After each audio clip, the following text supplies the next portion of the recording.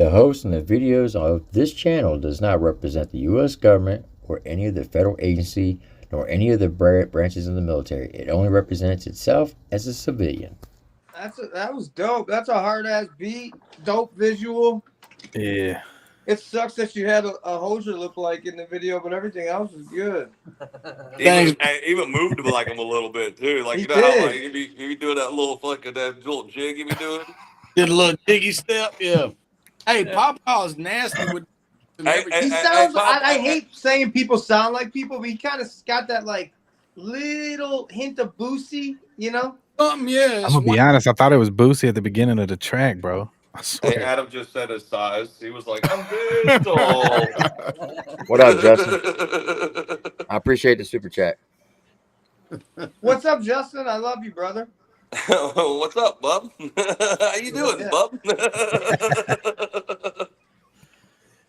What's up, guys? Who we got in here? We got Eddie. I just seen Eddie this weekend. Yeah. Love you, bro, man. It's always a good time with Cymple, you. man, Trainwreck, everybody in the building, Triple T. Appreciate the super chat as well. No doubt. I had to do that, the super chat. Wish I was a little bit taller. I wish I was a baller. I wish I had a girl. Hey, I was hanging out with the Wu-Tang dude. I texted you a little bit about it, Adam. That's crazy, bro. That's awesome. Dude, he was telling crazy stories about ODB, dude. It was insane. Were you like, oh man, I got to go back to my apartment. My wife left me. I'll see you later. I'm down and out, man. I lost my family, man. God damn. You're like, cool stories, bro. I got to go back to my apartment now. I gotta go cry, bro. Good story. I gotta go cry in the damn titty bar, man. Jesus Christ. I swear to God, them strippers love me. Justin pulling all the. I'm not doing nothing, Adam. I am celibate. Justin is a freak. He's like, I am celibate, Mr. Calhoun. I seen some girls around Justin that I don't know how he's doing it. It's definitely not his looks. What Best Believe just say? Only thing he can sniff is my dog shit. Who's he talking about? Who are we talking about? It's all about Dale Earnhardt, dude. It's all That's Dale it, Earnhardt. buddy. Dale Earnhardt pulls them all, dog. Hey, Dale Earnhardt. Dale, brother. Hey, my dad's got, I guarantee you, dog, my dad's got the biggest Dale Earnhardt collection of possibly anyone, I ain't going to say everybody because, I live in the South. So motherfuckers will spend their whole fucking retirement on that shit. But he's got a whole fucking shop full of shit, bro. Hey, Adam, can you ride all the roller coasters when you go to amusement parks? I'm curious. Yeah, I get a fast pass sometimes. You get a fast pass? They always make sure to measure me before I go on, though. I would. At least I know they're doing their job. Yeah. I don't understand why people think I'm that short. Well, I mean, because you are. I mean, you're like 4'1", bub. So. He can't be shorter than me. Hey, Adam, put a regular size bottle in your hand right now. It looks like a 3-liter. Here, hold on. I got a little tiny bottle. Yeah, point. Hey, chat. What that look like? That's one of them shots. What does that look like? Yeah, I don't know. Hey, when Adam sends his dick pics and shit, he's got to use the Roku remote, so that way it looks bigger. God, Lord. And then I cry myself to sleep every night with my bank account when I'm just looking at it. I cry so much. No, that's me a lot. That's me. I climb all the way up on my wallet. I climb all the way up on the top of my wallet and I jump off. Oh yeah. Who needs enemies when you got friends like this? Oh, yeah. I'll tell you rappers that I'm the same height or taller than. Who? Royce the 5'9". Yeah, I got Royce the 5'9" all day long. I know. I feel like 5'10" is an average height. Let's compare you to basketball players. You got Spud Webb. You got Muggsy Bogues. 5'4". Exactly. All right. Nick Justin, Anderson said, all the county fair jumpers, bro. What you got? You got the secret touch on that or what, bro? You got to be a I carny really like Justin for 10 years. He was a carny for a decade. Look at him. He looks like a fucking burnt leaf. He's just so dry and out, crusted up. A burnt leaf, bro. That's great. What the fuck? Ready to shout out to- fuck. Adam's got all the Anderson. shoes because he gets the kids' fucking sizes, No. so he can get any kind of fucking Yeezy in the world or any kind of Jordan. You get first dibs on them. I bet the bottom of all your shoes are soft like infants. God, Lord. So this is the roast session of the It is rundown, like folks. to be a big, tall, ugly oaf, but I do know what it's like to be able to beat the fuck out of you in a boxing ring. Got him. Hey, look, unlike everybody else, I signed the waiver. Will Yeah, I he do did. it again? Absolutely not. Oh wait, y'all box for real already? Yeah. Oh, I didn't know that. How'd that work You guys out? don't know a lot of shit because, like, actual men don't say the shit on the internet like I just fucking did right now. See you Thursday. Yeah, it's all right, Adam. It's okay. It's cool. That was my what? ribs That were had to hurting. be My five- ribs were hurting for fucking 2 weeks after that. I pissed I blood. couldn't hit him in the ribs. I could only hit his kneecaps. Oh fuck! That's I how thought I was taking shin kicks from Taman. Nope, it was just his dad punching my thigh. God. that's how you chop them down right there. You know. There's quite a few Oh, guys my that Lord. actually got in the ring and took footage and all that. It's just like rappers and shit. Yeah, you boxed John Paul in your basement that one time. I did not I want got that. to. I did not I want got that footage. I ain't never dropped that footage. That shit was a catastrophe. I tried everything I could in my power to not. That I did not want to do that. How'd that go? struggle was like, there's people That was hilarious. that died to be right there. Yeah. No, that shit was hilarious. Who'd you fight in the basement? My old drummer. Oh, okay. They weren't fighting. They were just Serious, boxing. dude? So That what happened? Justin, let me ask you a question. What's up, bub? Because Taman is a lot shorter. What's it feel like when you stand next to him? I mean, Like father, like son. That's pretty good. That's pretty quick. That was good. You know, That was a good I was off layup, the top right? too. You gotta be quicker than that. I mean, if I'm 5'5", Taman's got to be 3'5".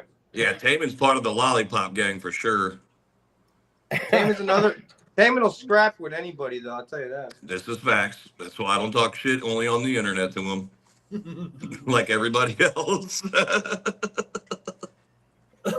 Hey, at one of the Redneck Rays, where the fuck were we? Missouri, Justin? No, I want to say that one was either Mississippi or Louisiana.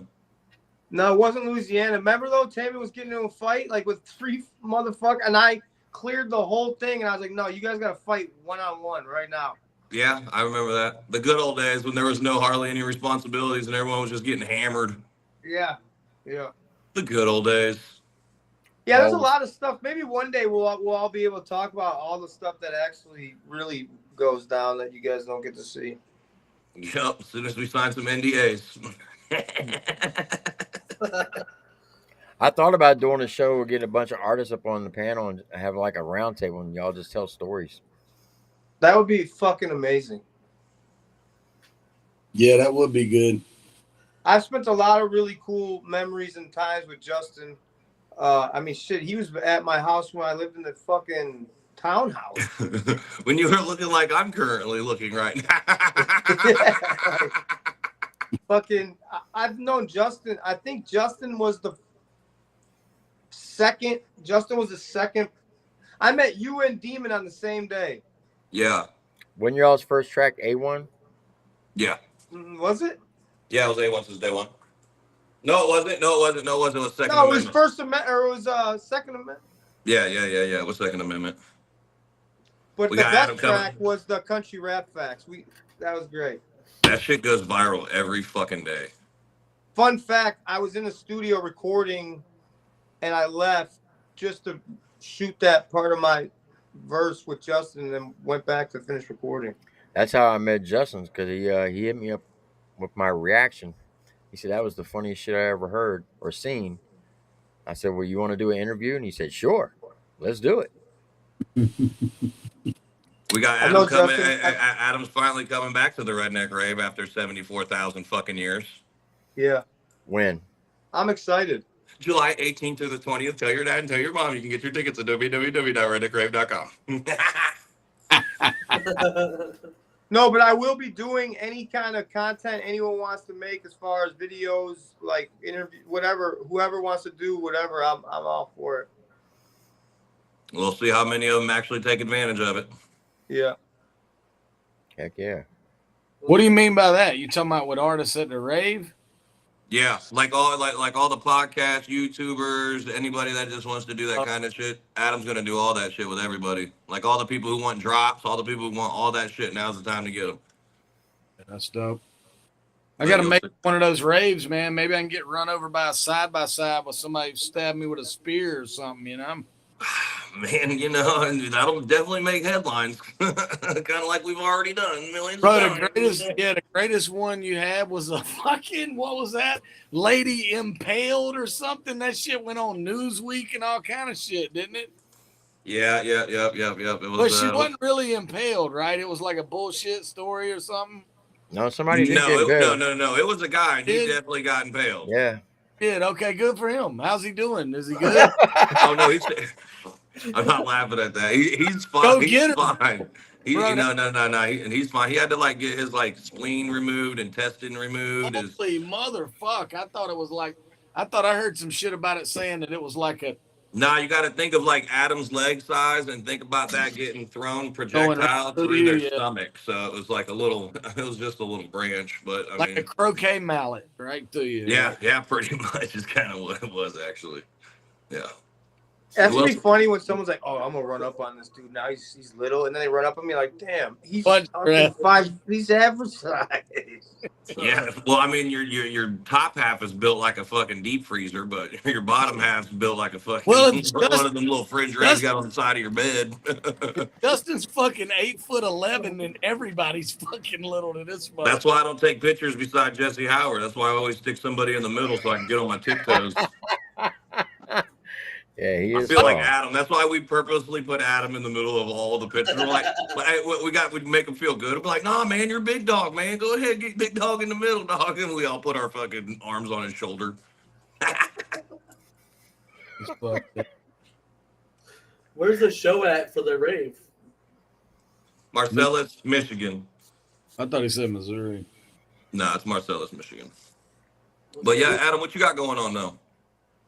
I just got done recording another album. I got Adam's notorious. I swear to God, this is my last album for real this time, guys. Never doing it again. I've only said that one time. Yeah, one time before every drop. Guys, this is it.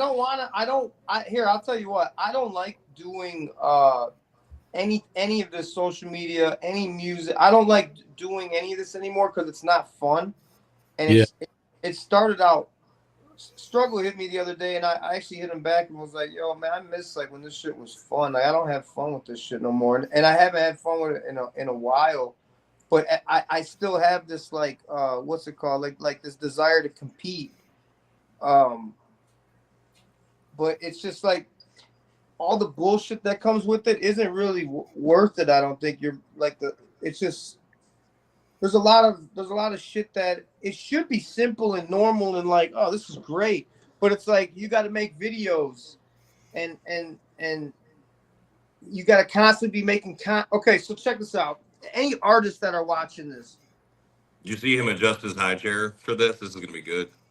So any artists that are, okay, we get it, Jess. You're tall. I'm apparently very short. In real life. And then you're like, fuck. You know who I'm an inch taller than? Who? Ryan Upchurch. That's a fact. Why aren't you saying anything, Justin? You're not getting me to fucking goddamn screen record me saying any goddamn thing. Well, you've been standing next to both of us.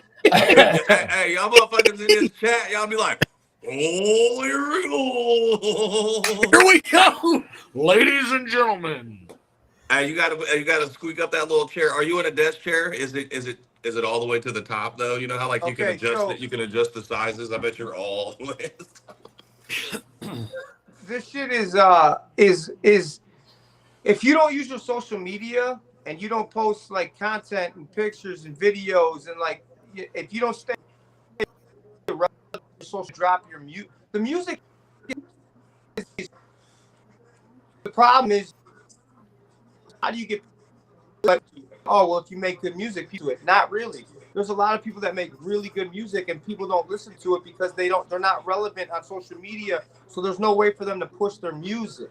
So it's like your music to be heard, you got to stay relevant on social media as far as making like content, good content, funny videos or skits or saying what you think about certain topics, constantly posting, pictures of your life, basically sharing your whole life, your views and your thoughts with your whole audience so they know who you are. And then when it's time to drop your music, they'll support it because it's you, they like you, and they like your music, and they'll know that you drop something because you're constantly on your social media. If I go off my social media for a year and then try dropping an album, you think it's gonna do well? No. Not gonna do good. It's not That's gonna what do I good hate. because You just described my fucking worst hatred with this shit right now, dog. I I just cannot described with so many artists. Yeah. I think you I just think they get a froze up. feature from me or Tom or Ryan or Jelly or Struggle, and they're boom. That's it. They made it.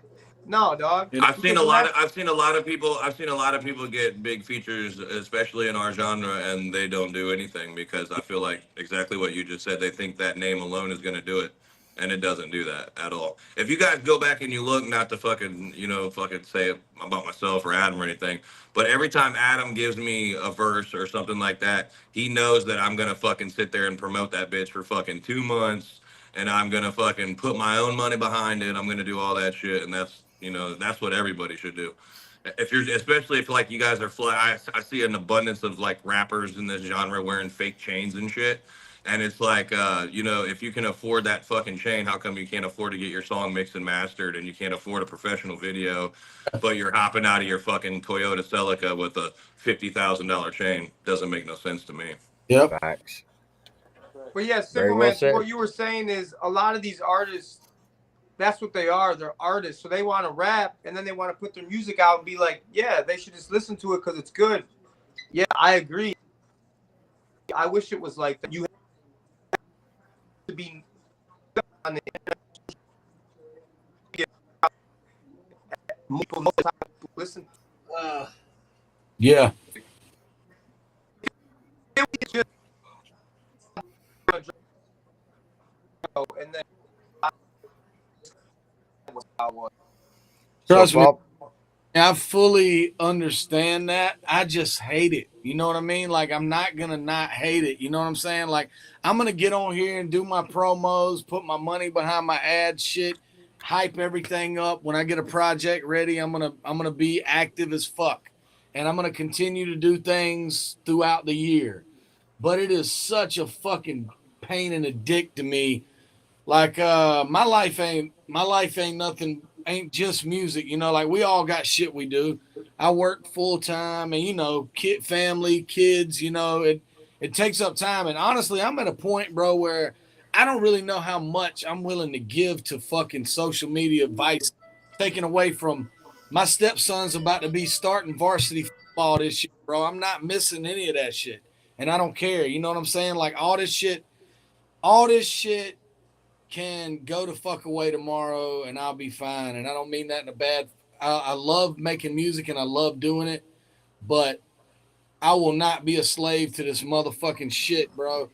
I love it, and I'm not saying anybody is one. That's not where I'm going with that. But what I mean is like, if I feel like I don't want to fuck with this shit, I'm gonna put it down for a minute, and that's probably not the way to do it. It's probably not. I get it. well, That's Papa, let why. me That's ask. why. That's why I say I don't want to do this shit no more because I don't want to do this. Not this part. The social media part. Like I don't like how you feel about it. I don't fuck with it no more. It makes me I want think I think it's fun. I think it's fun until it turns into an a actual job. business. It's yeah, fun. It's fun. It's fun when you can keep it fun and you can do shit you want to do. And but the thing is you really like if you want to make it like a profession where you actually make money and you pay bills, you have to take it I seriously, know and you're then right. it becomes a job, and then you get, Right. you know Right. what I mean, the bullshit, the You're stressing, right. and then you'll drop a song that you think is going to just do all these numbers, and then it does absolutely nothing, and then you just get depressed because Let of me, it. Just let me ask y'all this, you two, because I think you two are probably the close. I'm not throwing no shade, but I mean, y'all, See, you that's another thing. Look at him. You got to stutter and step over everything you're saying. Like it shouldn't be like that either. it ain't even like that. What I'm saying is like I don't want to offend Papa and everybody else because everybody's doing things online. But you two are probably the only ones with a big enough following to have to do this shit. And I'm wondering about it because I've even thought about it because my shit gets spammed with people trying to be a content creator for me and all that shit. Do y'all not have any of those on your own, or do you use any of that shit? It's all your own shit, right? Yeah. Yeah. yeah. I just wondered, like, bro, it feels like that would take such a big fucking headache off of your plate if someone was just putting links out, chopping videos up, putting content. You know what I'm saying? I mean, That's but then you how. got somebody else. Then you lose your brand identity. You lose who you. They don't see the real you anymore. Yeah, I can see that. Yeah, yeah. Papa, you've been in this game for a while. What do you think about this whole conversation? I'm gonna tell you, I I come from the old way, man. Back in the day, where record deals were way different than what they are now, um, and I always entered the game just for the love of hip hop. Just to be able to open up the stage, be on the same stage with some of the greats in hip hop, man, was all fun to me. I never took it that serious, and that may be why I never got the gold record or the platinum record. You know what I'm saying? But for me, man, when you lose the fun and the love of just making a dope record with somebody, man, Yeah. I'll quit. If I ever lose the love of it, I won't make no more music. But that's the reason I'll never quit is because I love making a. I feel too, bro. Yeah, yeah. I got you. But whether or not it goes viral, hey, if that happens, that's just icing on the cake. You're gonna be the same dude making another funky record with Simple Man and Blue, or whoever wants to collab. You know, but you know, I chased that beat money for years, man, and I don't do that no more. I'm blessed that I ain't got to do that no more. You feel me? So this man, when keep making that funky music, man. Don't never lose that love of making that next funky record. Forget what happens with it. If it gets 100 streams or 1 million, if you like it and you love it, that's all that matters, man. Very Until well it's a said. job, then Yeah, it does matter. yeah. Yeah. Yeah, that's why I'm not an artist. Everybody quiet as a motherfucker. No, This no, thing no. got quiet in the Look, Awkward bit. moment. look. I feel like we took this shit to a like a point where it's like, for me personally, I'm not saying I would. I've tried to make music for 20 fucking years. Back when you're pressing up demos and shopping them, I was mailing certified fucking albums to Interscope where they had to sign for shit, and Sony and all this shit back in fucking early 2000s and all this shit. We've all done shit. I'm not saying I'm fatigued on none of it, and I'm not saying I would never say that making music couldn't be a profession of mine. I'm just saying right now, I get exhausted with how much is required on Yeah. social media. And when you do shit and you put your fucking heart into shit, you put a project out, you do fucking 5 or 6 videos for it, you roll this shit out month after month. You know, you get your whole year plan like a fucking record label. You do it as an independent artist, you get your year plan. I'm gonna roll this out, this EP, this video, this blah blah blah blah. Then when you're fucking done, it's like not a fucking. It's hard to be like, I'm still gonna get on here and plug the fuck away. It's Yeah. just tough for anybody. And Yeah. definition of insanity is doing the same shit over and fucking over and wanting different results. You know, so Mm. that's I kind mean, of what. I'm a firm believer of if it was if this was easy, then everyone would be Pussies doing it. would do it. Pussies would do it. And I feel like with the like back in the day, I mean, I think everybody here was once a rapper that was just rapping and doing all this other shit, and then we kind of found a lane to where it's like, okay, these people actually support what the fuck we're doing and all this other shit. We kind of went with it and all that other shit. But at the same token, I think the internet has made everybody feel like they're just this and that, but they don't take the time that the other people take, and it shows with the work and the product and everything else. I mean, if I'm being honest. Is there ever a point in time, if the money was right, would you ever take a deal from a record label? Fuck no. They ain't worth it no more. I think Adam, you even got them calls where they try to get your catalog. Yeah, well, I would sell my catalog and walk away from this shit. Nah, fuck that. But I would never. That doesn't got nothing to do with a record label. But Yeah. motherfuckers that just invest money in shit, they buy catalogs all the time. But like, if a record label, I couldn't do. I would not be able to do. I don't think what is required. No, I don't want to do. Like when I see Jelly on like American Idol, and then over here on this show, and then on a radio show, and then doing this interview and this podcast, I don't want to do all that shit. You know what I'm saying? Like, I'm comfortable with making my music, recording at home, shoot my music videos, and being mostly at home and not going on. Like, if they tell me I got to go on tour, motherfucker, I don't feel like going on tour. Or they tell me I can only release this kind of music. I'm not coachable. You understand what I'm saying? Right. I'm not gonna. You're not good with authority. I'm very bad with piss poor with authority. But it's not about the money. I have plenty of money. It's more about what are you giving up to, and what are you getting in return? You're giving up a lot of your freedoms to do whatever the fuck you want to do, and in return you're going to be the biggest artist in the world. I don't care about being the biggest artist in the world. You know what I'm saying? Unless it's doing it this way, and if you do it independently, you're never going to be.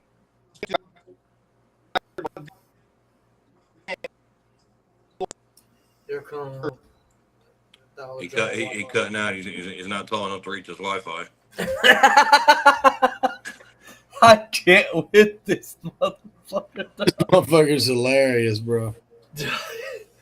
Woo-wee. Your boy Dirty's in here too. What's up, your boy Dirty? What up, Dirty? Yeah. You back now. He's Boy, frozen talking again. like an Autobot. I would be where I'm at now. I wouldn't want to right now. I think the labels. I think the labels will sign people too just to shelf them when they see them as competition for others. Probably. Yeah. I mean, I don't know. Man. I'm just a party planner. Just a party planner. You're more than just a party planner. Just a party planner. I'm just a party planner. I get the fucking verse from Adam Calhoun once a year. Can't wait. It's almost goddamn is the year over yet. Salute the Chad Arms in the chat. What's up, Chad? And listen, and honestly, I don't think there's anything wrong with signing a deal. If you want to sign a deal, why? Who gives a fuck? That's your choice. Right. I don't think because you sign a deal, you suck dick, get fucked in the ass, and are in the Illuminati. No diddy. Like, I think that shit does happen in every industry. Like, when you get enough money, these dudes are all weirdos if you get that much money. But if you sign a deal, I don't think that's a bad thing. I don't see why people look at that as such a bad thing. Me personally, it's not for me, but that doesn't mean it's a bad thing to sign a deal. Right, because everybody's finances are different. You never know what the person needs at that time, and it might be the best thing for them. Some people's dreams are to be famous and be known. I don't really. But a desperate man is a dangerous man. True. Some people still live with that. They want to fucking be on every fucking commercial and all this shit. I don't really want that much of a hassle. I kind of feel like where y'all are at, both of y'all, is like the gravy spot to be, man. I mean, I don't know, I'm not saying like I don't compare everybody's numbers or whatever, but y'all are doing fucking good for yourself. I know that. So like, shit. That's where I'd love to be independent, just doing my own shit, work on my own schedule, make my own fucking timeline. Bro, a label is gonna fucking make you have to, you know what I'm saying? You got to meet what the fuck they want to do annually. They're gonna fucking put you on schedule and shit, and fuck that, man. I'm too old for that shit now. How many shows do you do a year, Cymple Man? I've cut back lately, man. I got one the 29th in Pennsylvania with Dirty, Millersville, PA, and then I'm gonna show up at that Silverado's big thing and do if your boy Dirty still wants to do something off our EP, I'm gonna perform Thursday there, and then Sunday with Target and or Saturday, whatever the dates are. Saturday with Target and Dirty, I'm gonna do that, and then besides that, I don't have anything else right now, and it's That just North Carolina show is fucking epic, dude. Shout out to that promoter who really fucking dropped the bag and fucking made sure everyone was there. that's gonna be massive, bro. I still don't know what day I'm on. I'm on the Saturday the 6th. yeah. Yeah, Meet Adam Calhoun's new manager. they're on the same one. Saturday. I'm just gonna show up. I'm just gonna fucking drink some water. Fucking scream hunt poser, and I'm leaving. Bro, I got a great fucking joke right now. Adam, give me permission to say it. Adam, Hit it. You can make fun of me as much as you want. Oh, it's not you. I think you're opening up for Up Church on Friday. I'm sorry, bro. Wait, is this true? No. Oh, it's not fucking true. You guys are on opposite days. Oh, my gut hurts, dog. And you know what? So where If that you'll was be, the case, where Hey, you'll I be, would go y'all out there. motherfuckers, boy, y'all cooking some gumbo in this goddamn chat, I'm ain't you, fucking boy? around, dog. Where What you- you say? Wait, Adam, what where you you're performing Friday, church will be performing there Saturday. Man, if that was the y'all case, I flip-flopping. would do it. I would go out there and do my job, and I'd melt that crowd down and pass the mic off to my brother and let him do his thing. I ain't gonna If lie. there's real Hey, beef, that's if there's exactly some how real I've been, beef, dude. I've done so many shows this past with people that fucking I've had beef with. I don't give a fuck, dude. You get my what's bag, let beef me. though? Beef to me is, I think, different than beef to like. I don't. Beef on the internet is not real. To It's me. not. It's not real beef. I'm 100% the same thing. Because like I said, I've done shows in this past year and fucking last year with people that, yeah, we don't get along at all. But I'm not gonna sit over there and fuck my bag up just because they got Twitter fingers. I'll fuck a bag up. I don't care about that. What I'm saying is, Well, I if already someone lost really my has, family, Adam. I need all the bags I can get. if someone really has an actual issue in real life, then I'm gonna find that out as soon as as soon as we look at each other. We're gonna know what's going on. You know what I'm saying? And if it's nothing, it's nothing. If it's something, then we'll handle it right there on the spot. And I'll go do the show and go. Let's get it. Whatever. I am not. I've been through too much in my life to be worried about. Oh no, this is. Are we gonna get into a fight? Like that's easy shit. Like the shit that's whack is going back and forth on the internet for fucking months. That like children do that. I'd rather just fight and get shit over with if there's an actual problem. You know what I'm saying? Facts. Yeah, you're How kind did y'all, of. how did y'all deal with beef back in the day, Papa? Rapper beef. Look, it wasn't no gunplay. You went out there, man, and you threw dukes. You threw the fist at each other, man, and who won, and then the next day you was back cool with each other most of the time. But I've met some of my best friends that we once fought, and yeah, now we're the best of friends. yeah, man. I think people been on the internet too long and don't Yep. understand Yeah. how real life works.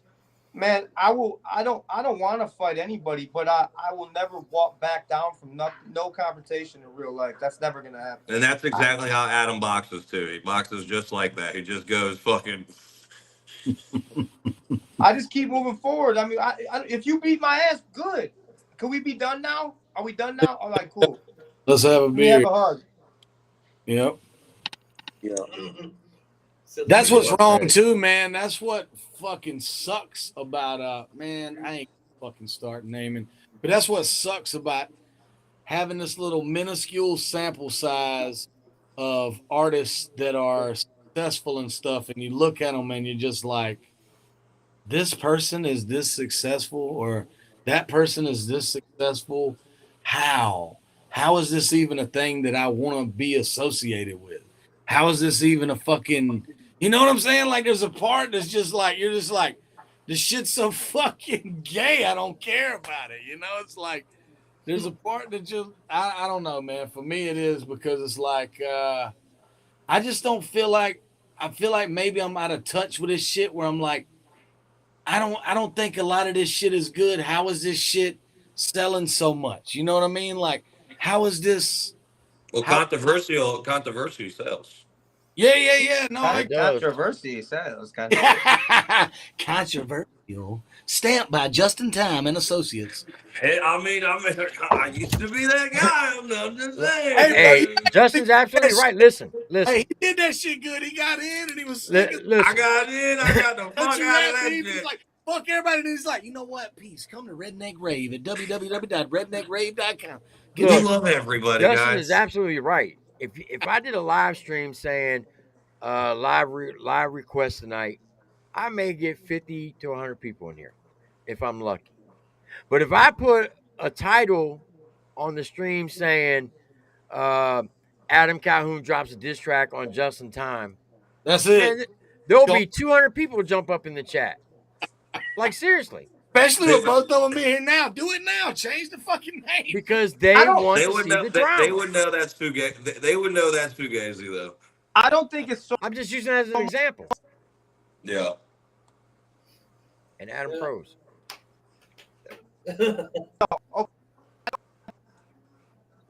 Yeah, controversy sells, but I feel like people like seeing people fucking be angry with each other and fucking tear each other down. You know what I'm saying? That's people like that shit. Mm-hmm. The world likes that shit, not just the whole music. world. Yeah, that's like that saying the motherfuckers are like, if you're on top, good, or you live long enough to see yourself become the villain. You know what I mean? You can't be successful, but for so long, then the world wants you to fucking fall off. I'm gonna tell you what will make the most money right now. It ain't a concert. Pick is you put a boxing ring out there and you put some people up against each other that's beefing online. I mean, you'll make so much money. And The then only problem is What's the problem, Adam? that would be amazing. But the problem is you have to get 2 willing participants to do that. right. That's true. And then, if you guys need a promoter, let me know. I'm trying to get the bag. Okay, well, look, I've been preaching for this for 3 years. For 3 years, I've been saying in the country rap lane, there needs to be a country rap cipher like We Are the World, like Michael Jackson did back in the day. Get everybody on we one are track, the country, and then donate all the proceeds to like homeless vets. That thing will go viral. Dude, let's donate. We're gonna donate it for fucking Adam to get knee extensions. So that's what we're gonna donate it for.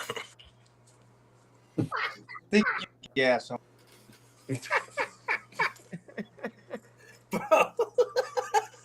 He's gonna kill y'all next time. He's like, yeah, you talking all that, you know what I'm saying? Make sure when we Yeah, I know. He's gonna tell me to go eat a tree star. He's gonna call me Littlefoot. He's gonna.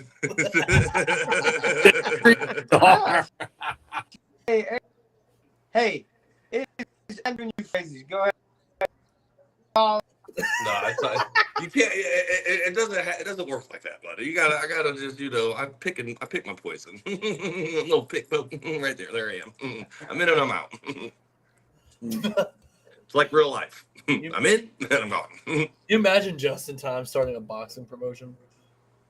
Oh, he'll do it. I'll be the Don King of this shit, dog. What do you mean? Problem is nobody box each other, and that because you got to get. I've only boxed probably 1 or 2 people that are big enough on the same.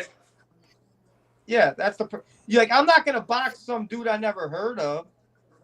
That ain't because the only thing, and that's what you get. You get a lot of the internet people. They're like, oh, well, let's box me. They have absolutely nothing going on in their whole entire life, and the only person that has anything to lose is the other person. The other person has everything to gain. It's got to equal itself out.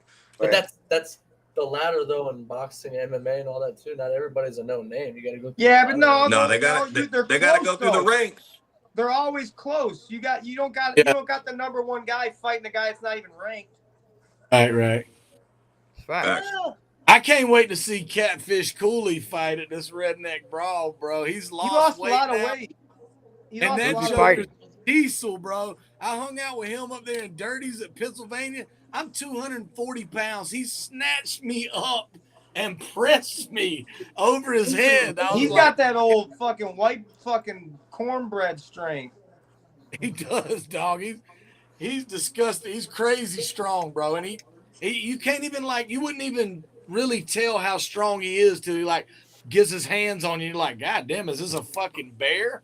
Yeah, and he's athletic too. He could do backflips and shit. He's athletic. Who's he fighting? You know? He's fighting I think a dude named Snowball. They called him from.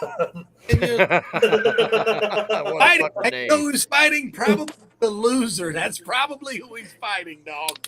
Catfish Cooley fighting Snowball. Yeah. Hey, these names just be funnier and funnier. Bro, man. but I heard names.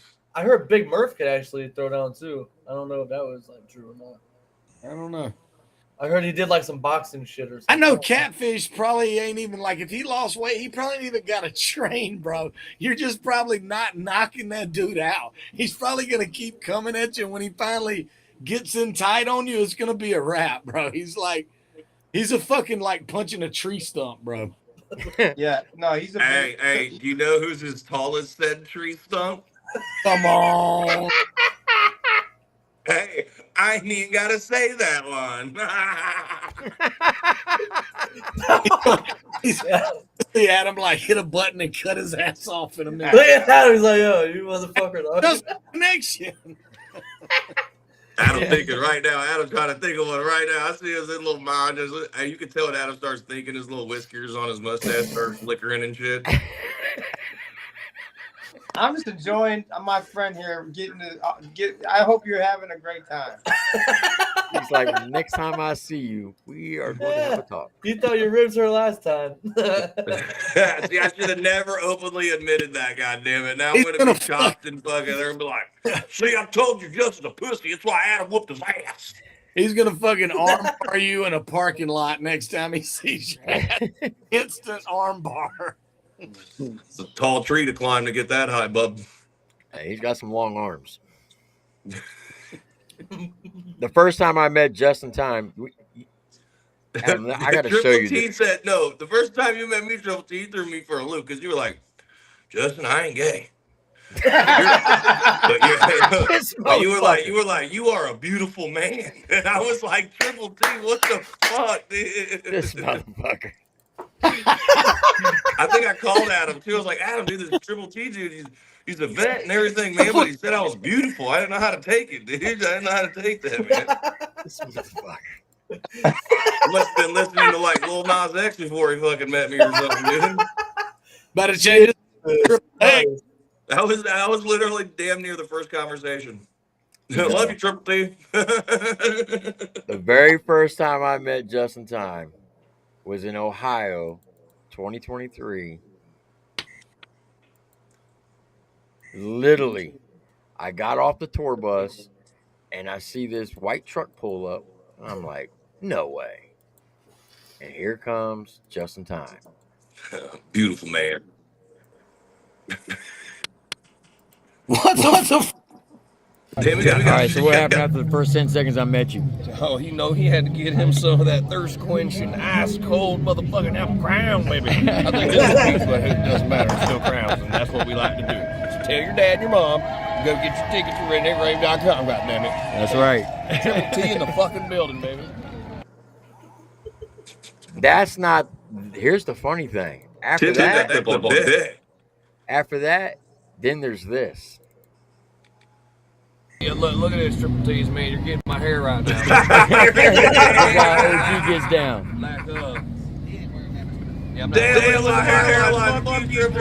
Congratulations on the new baby, too. Thank you, buddy, man. Yeah, she's beautiful and she's just smiling. That's all she does is smile and shit, man.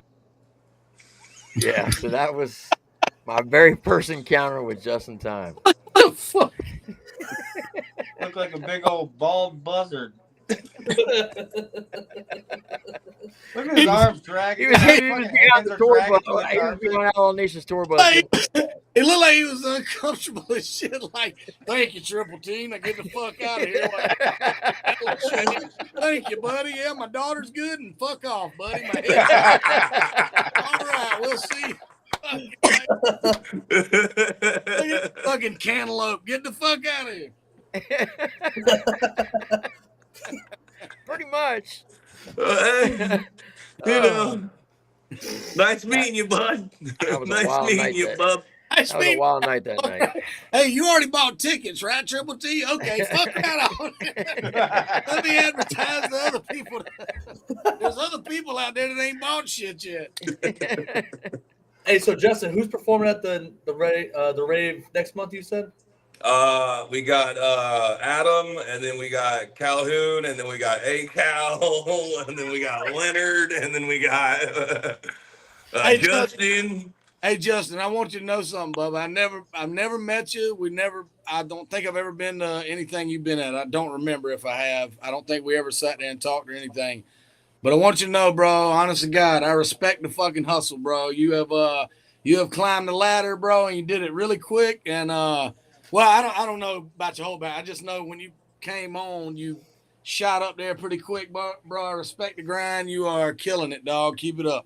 No doubt. Thank you, man. I appreciate that, man. I got a long way to go, though, man. I'm not anywhere. I don't feel like I'm bigger than anybody else or anything like that, man. I'm like in this fucking funk of staying in the middle of all the fucking shit, and I just fucking, you know, it is what it is, man. So I just keep grinding and fucking, yeah, we keep moving and keep fucking. Hey, man, divorce after divorce, whatever it takes. Divorce after divorce, right? I'm fucking with you, man. I know you now, motherfucker. I'm fucking with you. Oh, I am so glad you guys can laugh at my pain because I'm really dying inside. Let me tell you That's guys. his way. That's his way of saying he wants to perform at the rave. They're gonna put me on Xanax next time I get done with this group fucking chat. Where's the Xans, dude? I need some Xans after this one, man. That's his invitation to the rave. Hey, Justin, I was going to ask you, man, what about the record with Lil White? Did y'all ever finish that thing and put it out? Yeah, you put the album out recently, right? Yeah. Yeah. We went albums out. Nobody knows. That's fucked up, right? Yeah, we went number one. Nobody really listened to it. Just everybody that helped us go number one on iTunes. But that was cool. But no, we worked on that project for like 2 years, man. We had to wait for Adam to give his verse, and that took about a year and a half. So. No doubt. Also, but no. White's really a guy that'll give you, especially now that he got sober, and his mind is just focused, and he just tells so many stories, and like just sitting down and listening to him, he can tell you a lot of do's and a whole lot of don'ts because you know he's went through all them trials and tribulations. So he really is. Is he at the rave that I'm at? Say what? Is he gonna be at the rave that I'm at? I believe so. I've really been wanting to meet him a lot, man. He's changed his life up in the last few years, and it's good to watch him. And I've interacted with him a few times just on the internet, but like I'm excited to actually shake his hand and yeah, he bumps your shit, dude. He bumps it when you get into his car. You're on the playlist, man. So the good thing, Adam, is he is shorter than you. I don't know. I've never met him in real life. His name's not Big White. But yeah, he really is. He really is like an OG. You forget he's been doing this shit for 2 decades. So, bro, when I was putting out my demos at 19 and 20 years old, he already had a fucking album out, like an actual album. Like, you go buy that motherfucker in Best Buy and shit. Yeah. Yeah, I've been a Lil White fan for a long time. I met him once in a Denver airport, bro, and Lord Infamous called him on his cell phone while we was drinking at the bar. And now I think he passed away a couple years ago. So that was that's crazy. Yeah. Yeah. But he's super approachable as well. Like, you know, I feel like that's a good thing about like our genre and stuff. Even like the bigger dogs, they still take the time to go out there and shoot the shit. Yeah. And especially White, you know, White wasn't riding side by sides and shit like that. And then he came to one redneck rave, and then Next thing you know, he bought him a side by side. He wrapped it in Dale Jr. and now he's out there all weekend long, fucking riding with everybody. So yeah, I've never been to the one. I culture gotta has an go. effect on everybody, man. You know what's crazy about country rap though? The rappers that grew up listening to, the rappers that's been doing it for years and years. There's more elements of like '90s and early 2000s hip hop in this shit than there is mainstream hip hop anymore. It's That's wild because It's because everybody grew up on that shit. I know, you know what I'm saying. Like, you can't be a country rapper if you're not over the age of 30. Yeah, I feel that way. Yeah, You got to have a receding hairline or bald, yep. and you have to have a beard. Those are the qualifications to be a fucking country rapper. And if you, I got look at field goal everybody post, taking man. their hats off. Hey, Adam, go ahead. Let's see that thing. Ah! Hey, look, don't feel bad, Adam. Look. Look, hey, look at how white this fucking thing is. Adam, that's you got a great friend. We're all in it, baby. I really feel like country rap to me is more like that white boy shit. You know what I'm saying? Like that's how I view.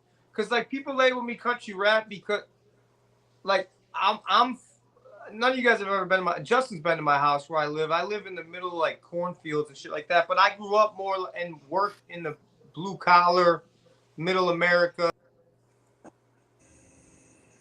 With no Wi-Fi. See, if I'd have been standing next to your Wi-Fi router, you'd be getting service right now. If he'd have held your satellite up just in time with a Where's Triple T? That motherfucker got more hair than all of us. And he's older. Papa Fresh, how old are you? I ain't but 65. Wait, what? Are you really? He said, I ain't but 65. Wait, you rapping like that at 65? Yeah, Well, let's say he might have a few things to say. He's been around. Oh, wait, for real? I'm a 60s baby. Yeah, I'm a 60s baby. Yeah. Holy shit. Yeah. I ain't 65, man. How old are you then? Papa Fresh wrote his first raps on the wall of the pyramids. I'll be 56 in a couple months. Okay. Triple T, how old are you now? 53. Hey, look at his fucking hair, Justin. Look at his fucking hair. Put your hat off, Triple T. Look at his fucking hair. How the fuck? You got all that fucking hair still, dog. That boy got a Frankenstein lineup. Why your hair so boxy, man? You That got a boy Lego. got a box. You put some Legos on that thing. That boy You talking about got my head? Got a box. No, why Triple T got a Boosie fade? Because I looked like this back in the day. Oh, there it is. Hit him with it, Triple T. Oh, That's why. Triple T putting the credentials out there. Just saying. On the left. Look at Geraldo Rivera up there. Hey, that one on the left definitely went through a couple Korean rugging tugs. I'll tell you that much. Every paycheck Friday. Swear to God, boys, we're going on a fishing trip. Boys know where I'll be if you need OT now. That's Hey, right. Adam, did you see Triple T's fucking Boosie hairline, dude? This shit's fucking on point, dude. No, I didn't. Hey, Triple T, look at this. Dude's got a Boosie fade, dude. You got that? Yeah. What? I just was talking to myself for 5 minutes, and then I was like, "Wait, what happened?" It's all right. We're used to hearing you talk a lot, Adam. It's You okay. said country rap is white boy shit, and you in the woods in Kansas, not in the woods. You surrounded by cornfields. You said, and then you cut out. I'm saying, like, to me, country. A lot of people label me country rapper or whatever because of my background. Like, I'm more like blue collar, middle class, middle America.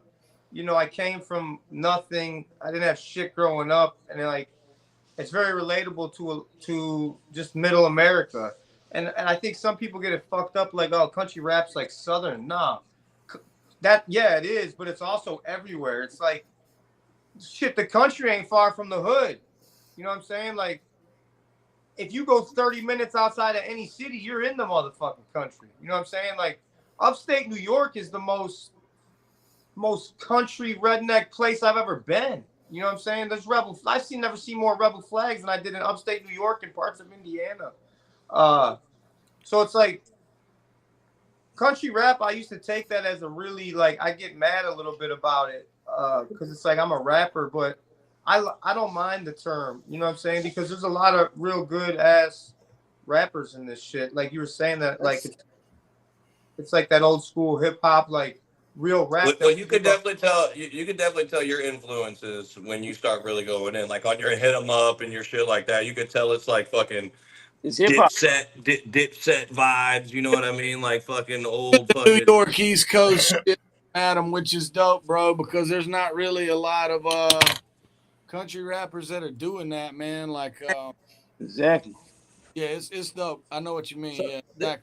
It's more real. It's more real hip hop elements. It seems like, and some of Yes. these guys, Mr. Fresh, also same. And Uh, I love it. I don't care anymore. They could call me a country rap. They could call me shit, fuck rap, gay rap, whatever. I don't give a fuck. Just fucking buy my shit and stream it. I don't care. I think there's a lot better rappers that are labeled country rappers than I know that are rappers. Yeah, Honestly, I agree. There's a couple. so Yeah.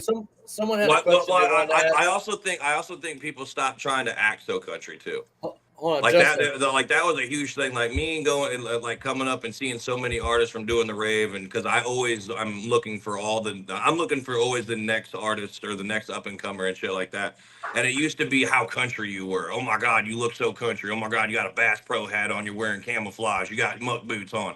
Now I feel like people are starting to be more their selves, and you know what I mean? You can rap about the country shit all day. You don't gotta dress and fucking, you know what I mean? You don't gotta fake the funk, because I feel like our genre definitely can spot somebody who's faking it super fucking fast. The funniest shit to me with this whole fucking thing, man, and we could talk, this is an endless conversation, but the funniest shit to me with this whole thing was when growing up in the 90s, it was like, all right, white boy, you're just pretending to be gangster. You're just pretending black, yeah. all this black. You're pretending to be black.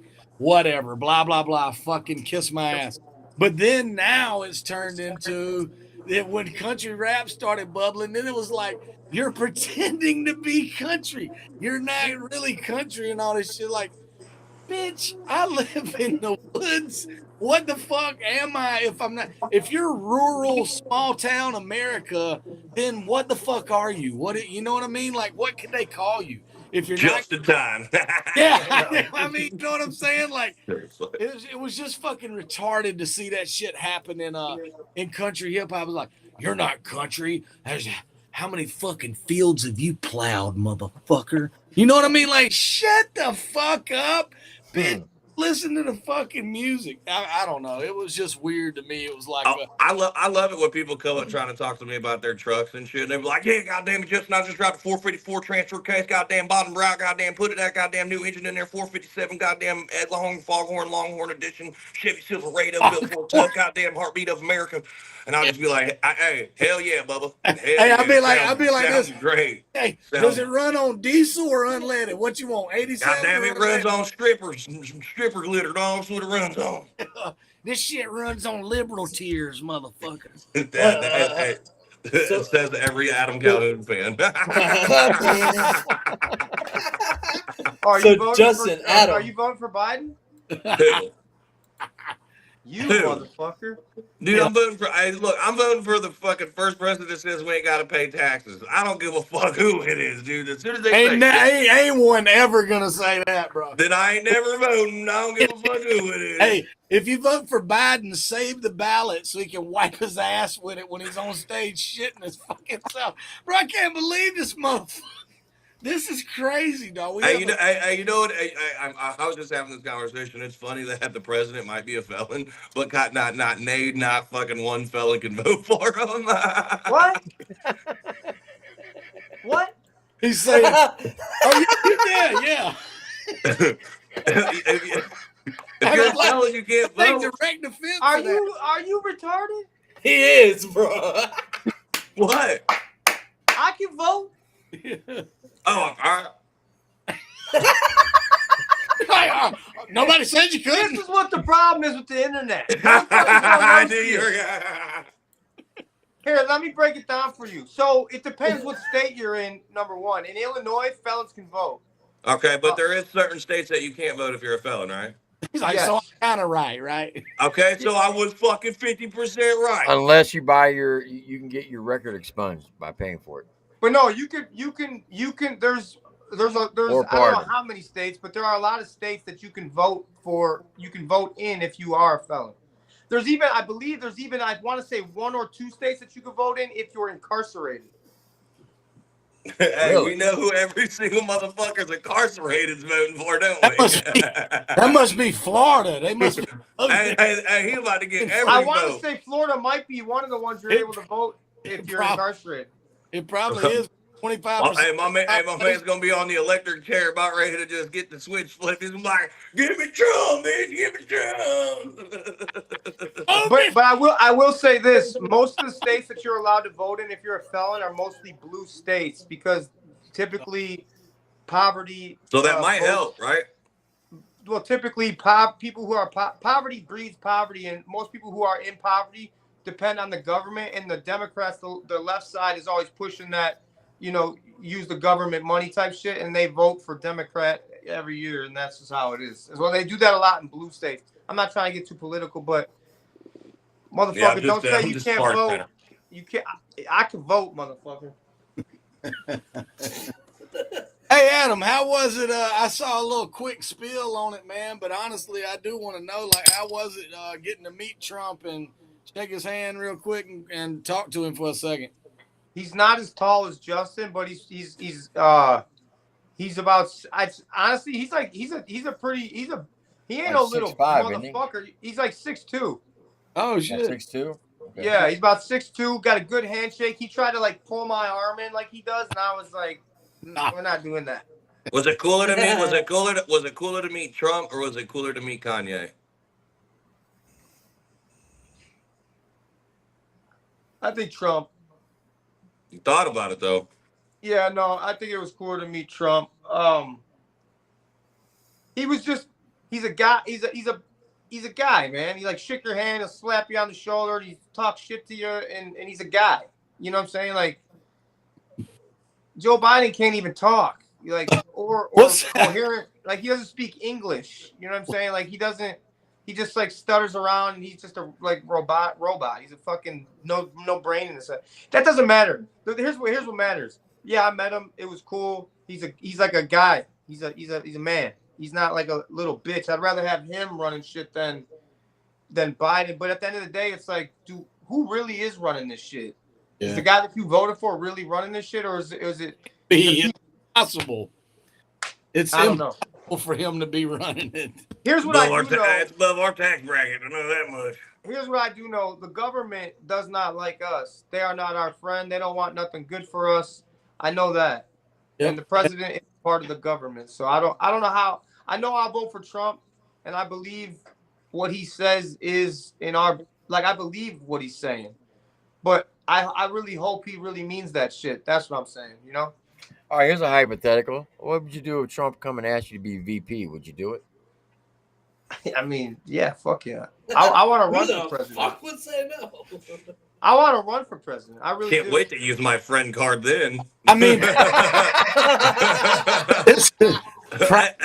I am the guy. Look. I've done this many times. This is when Adam stopped drinking and doing all this other shit, dude. If Adam goes out somewhere with me, I'm the guy who'd be like, you don't know who the fuck this is? This is Adam Calhoun. He wants 7 bottles of fucking Apple Crown to the section right goddamn now, and he wants fucking 7 fucking. Never mind. But yeah, it's a good time. I take full advantage of my celebrity friends. Fuck that. I would really like to run for office, and I'm being serious, and that sounds crazy to people, but so did it. It sounded crazy when we were fucking 16 years old in 1996 telling people we wanted to be rappers. They looked at us like, shut the alien. Fuck up. Yeah. And if Joe Biden could be president. While we were watching The Apprentice. Yeah. I would like to run for office, though. Do it. Okay. It's not everybody should do it at least once in their life.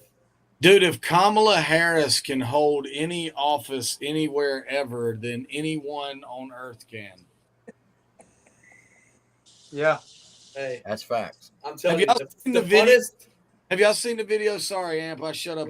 Have you seen the video where she took the kids to the Space Center? Have y'all seen that? Yeah. Oh my God, what a fucking crazy shit. She's talking to these 9-year-old kids like, can you believe there's a moon? The shit, Them shrooms were hitting that day. hey, the shit was beyond strange. It was like fucking the Twilight Zone or something. And those kids were childhood actors, bro. They did like the background on them. They're actors, and they're all fucking. No, God bless them. But they're sitting there and they're talking to Kamala, and they're like, "Wow, fucking wow!" Hey, and she says in that shit at the end of it, this shit was great. You can't make this shit up. She's looking at this giant telescope out there, right? Viewing the stars and shit for viewing the Wait, stars. which way are you going so I can go the opposite way? And she's like, who would have thought that putting all this stuff together would make a telescope?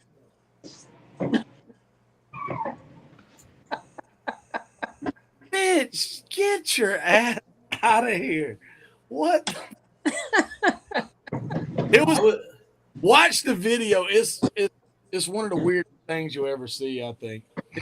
I will. Are you in your bathroom? Yeah, it's a lot bigger than Justin's bathroom. I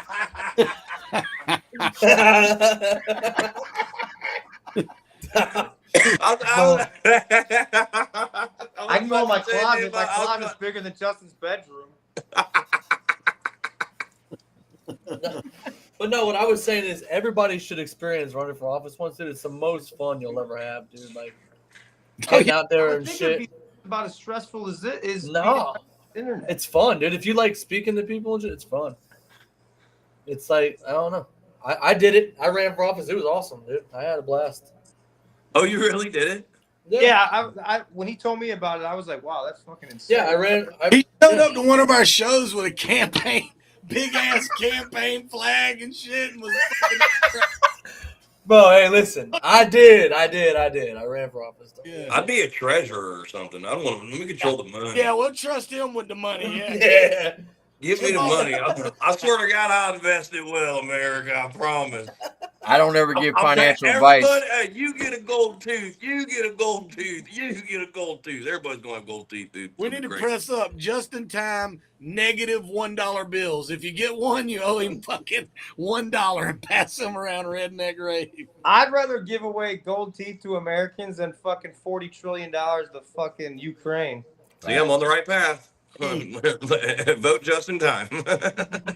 I always tell people if you want to become a millionaire, run for office at the federal level because you become a millionaire in 2 years. That's true.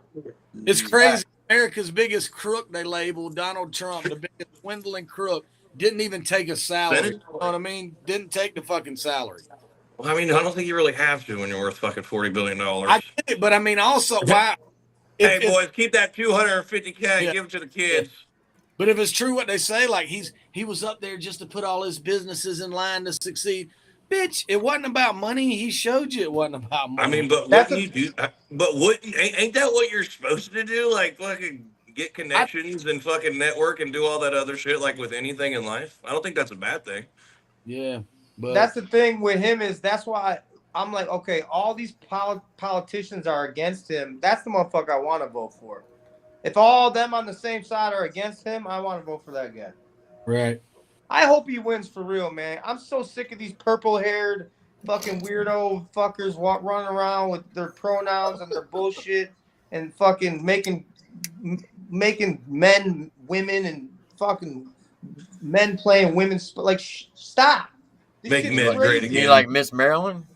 Yeah, like all the bullshit. Like, there's more than two genders. No, there isn't. Like, stop this shit. Can we all fucking wake up from this nightmare now and go back to fucking eating dirt and drinking shitty hose water and fucking beating up each other and like fucking turn the internet off? Yeah. Turn the internet off. And I don't care who's in there who's like, you make a living from the internet. Fuck the internet. I had a real job my whole life before the internet. Fuck this shit. Yeah, some of us worked really hard at Arby's.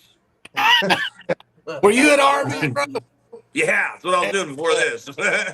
Have Never- the beats. Yeah, I know if I fucking this ever fails, at least I'll be an assistant manager at the Arby's near you. Hey, you gotta have a second mortgage to eat at Arby's nowadays. That shit's so expensive. That's why I think it's funny when they're like, oh, so-and-so will ruin your career or this person's going to ruin my career, bitch. I'll go back to work for real. Fuck it, yeah. Motherfucker, I have skills. My hands are still calloused. I'll go back to fucking work. Shut the fuck up, ruin my career. Come troll me in real life. Come talk shit to me in real life. Bro, that video Beat my ass in real life. That video you did where you the Xanax is wearing off, boys. It's gonna start getting crazy in here.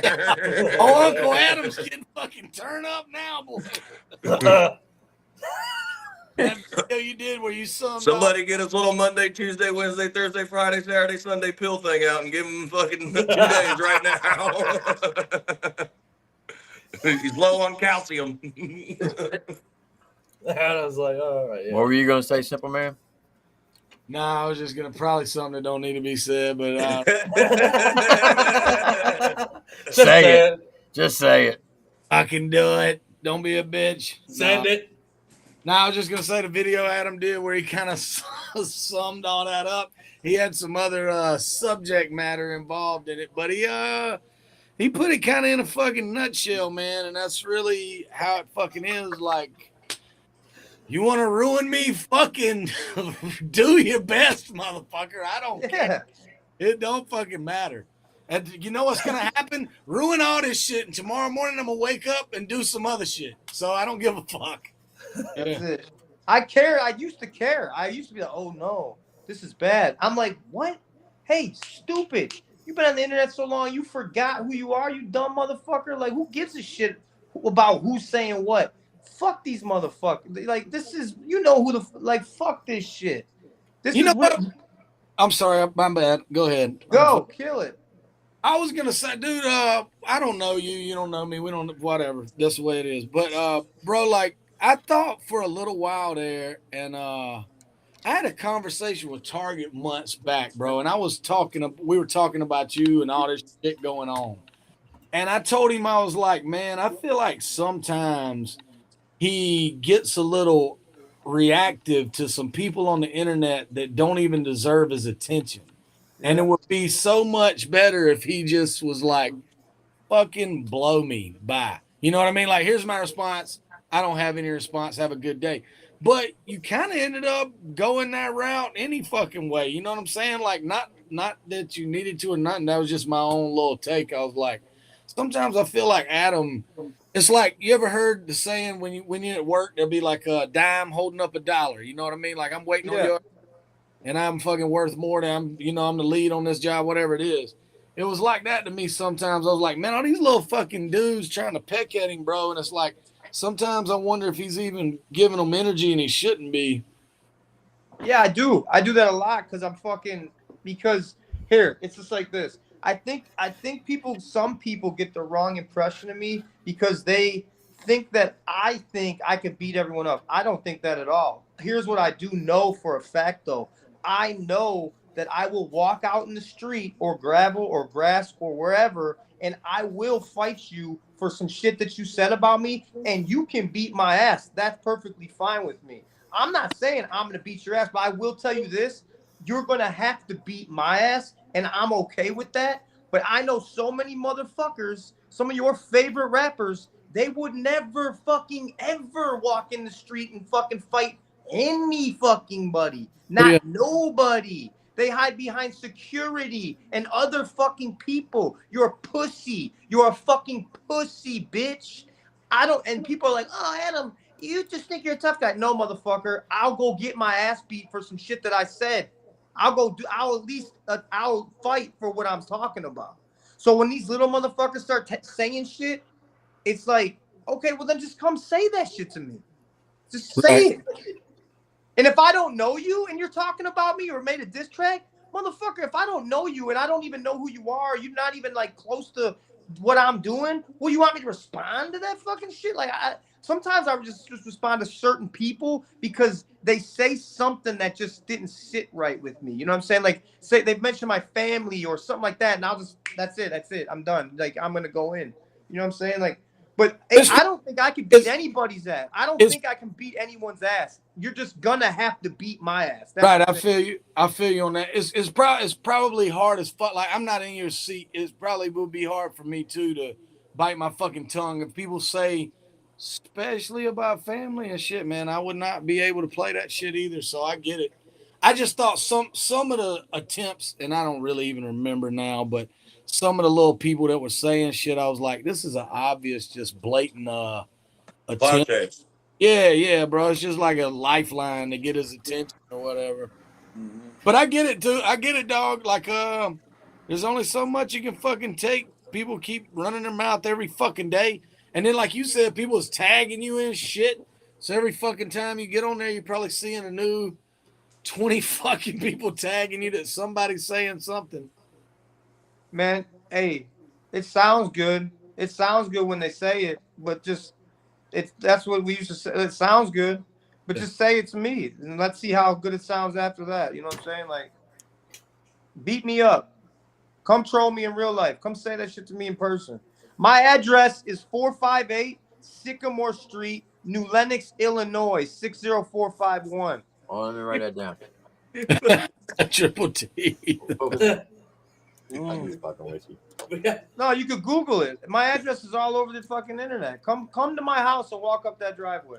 Can't wait to send you a bag of dicks. You know what I get a lot of? You know what I get a lot of? Wedding invites. Yeah, everybody wants you to bound some shit. No. Imagine you finally get Adam to come to your wedding and he shows up with a fucking blender? I'm gonna be so pissed, dude. Bro, I'm dropping a diss track. Bro, this is what you ought to do. I'm sorry, go ahead. I get excited. 3 wedding invites a week from people I don't know from all across the country, just saying they how much they love me and they would love if I came to their wedding. You ever went to one? You ought to do shit like Bill Murray has done with his career. You could be like the redneck fucking Bill Murray guy. Like he'll show up to people's shit like their house party or wedding or something. Do it. Come and be like a part of it. He'll come in and do some shit like do the dishes and leave. Or come up. Get a wedding invite. Park the cars and fucking. No, get a wedding invite and bring fucking Justin, dude, with the fucking crown and shit. Oh yeah, how about wedding crashers? Wedding crashers, yeah. Redneck. I'm just a blue collar guy that ain't afraid to get dirty. That's number one. Number two, Justin was at my wedding, and I was fucked up. How did you like? Hey, Adam was throwing shrooms in my mouth from across the dance floor. It was that wedding was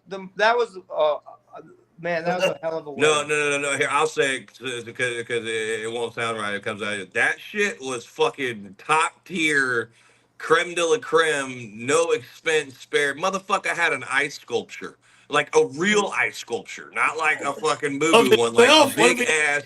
It was taller than me. It was fucking so big, and it was awesome, dude. It was a beautiful wedding.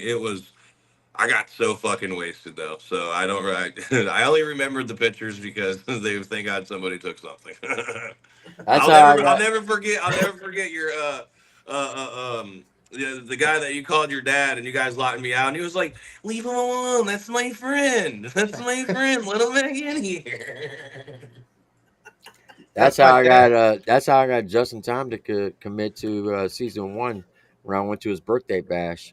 Halfway through the birthday bash, I was like, "Hey, Justin, I'm starting this new show on YouTube called The Rundown. You mind putting up the Redneck Rave for a prize package?" Sure, Triple T, as he's killing back a daggone big bottle of Apple Crown. Yeah. So then 4 weeks later, when I called him up, he's like, "Did I really say that?" I'm like, "Yeah, but you were drunk. I'm not going to hold you to it." He's like, Nah. You know, if I said it, I'm going to go ahead and do it. I'm like, thank God. Yeah, I had no idea. I've been through a lot with Justin. Justin, we were in Louisiana.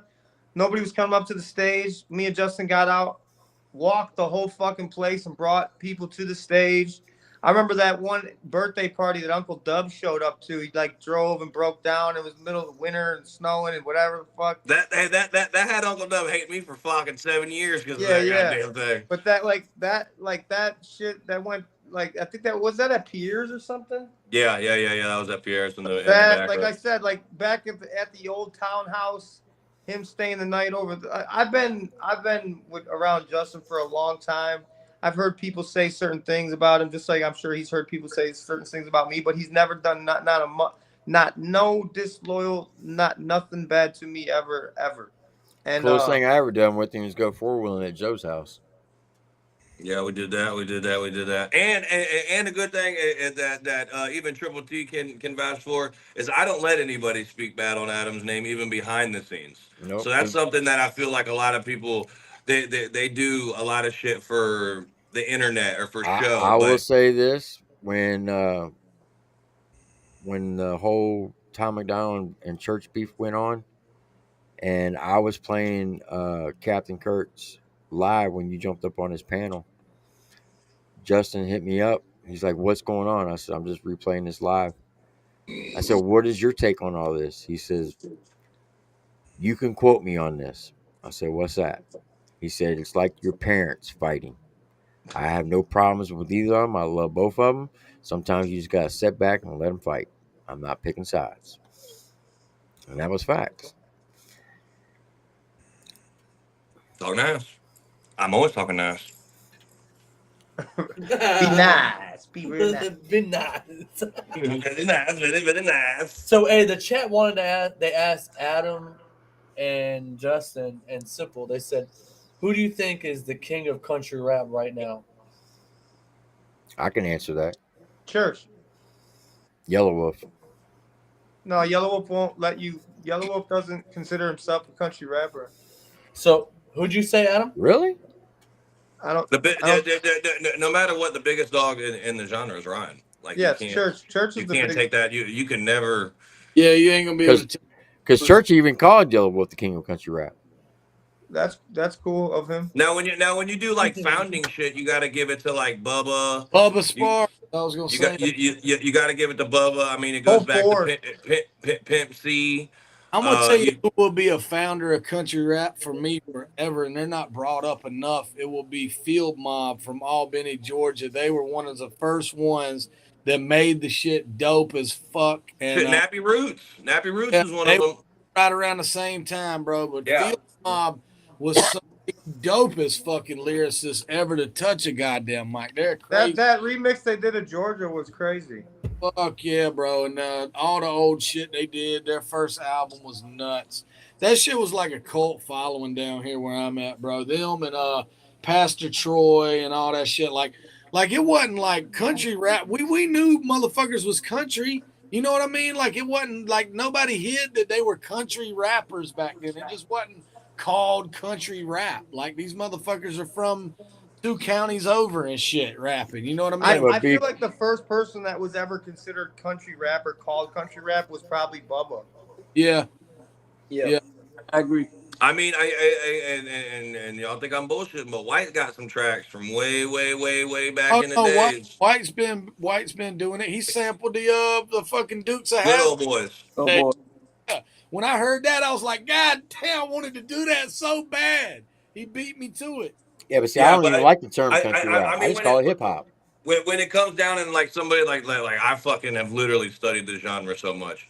So it's like you have all those guys, but then the person who really blew the floodgates open was Ryan, and he Oh made it yeah. something that it was like, all right, like motherfuckers, he's really selling out 2,000 cap venues at you know what I mean and shit like that, and then here came fucking Adam right behind him, and then he fucking started doing it, and I think from there people really took it more seriously and was like, hey, this can be like a big ass fucking thing. You know what I mean? And I've seen it with my own eyes. I've watched it grow and grow and grow. Like fucking just, it's crazy.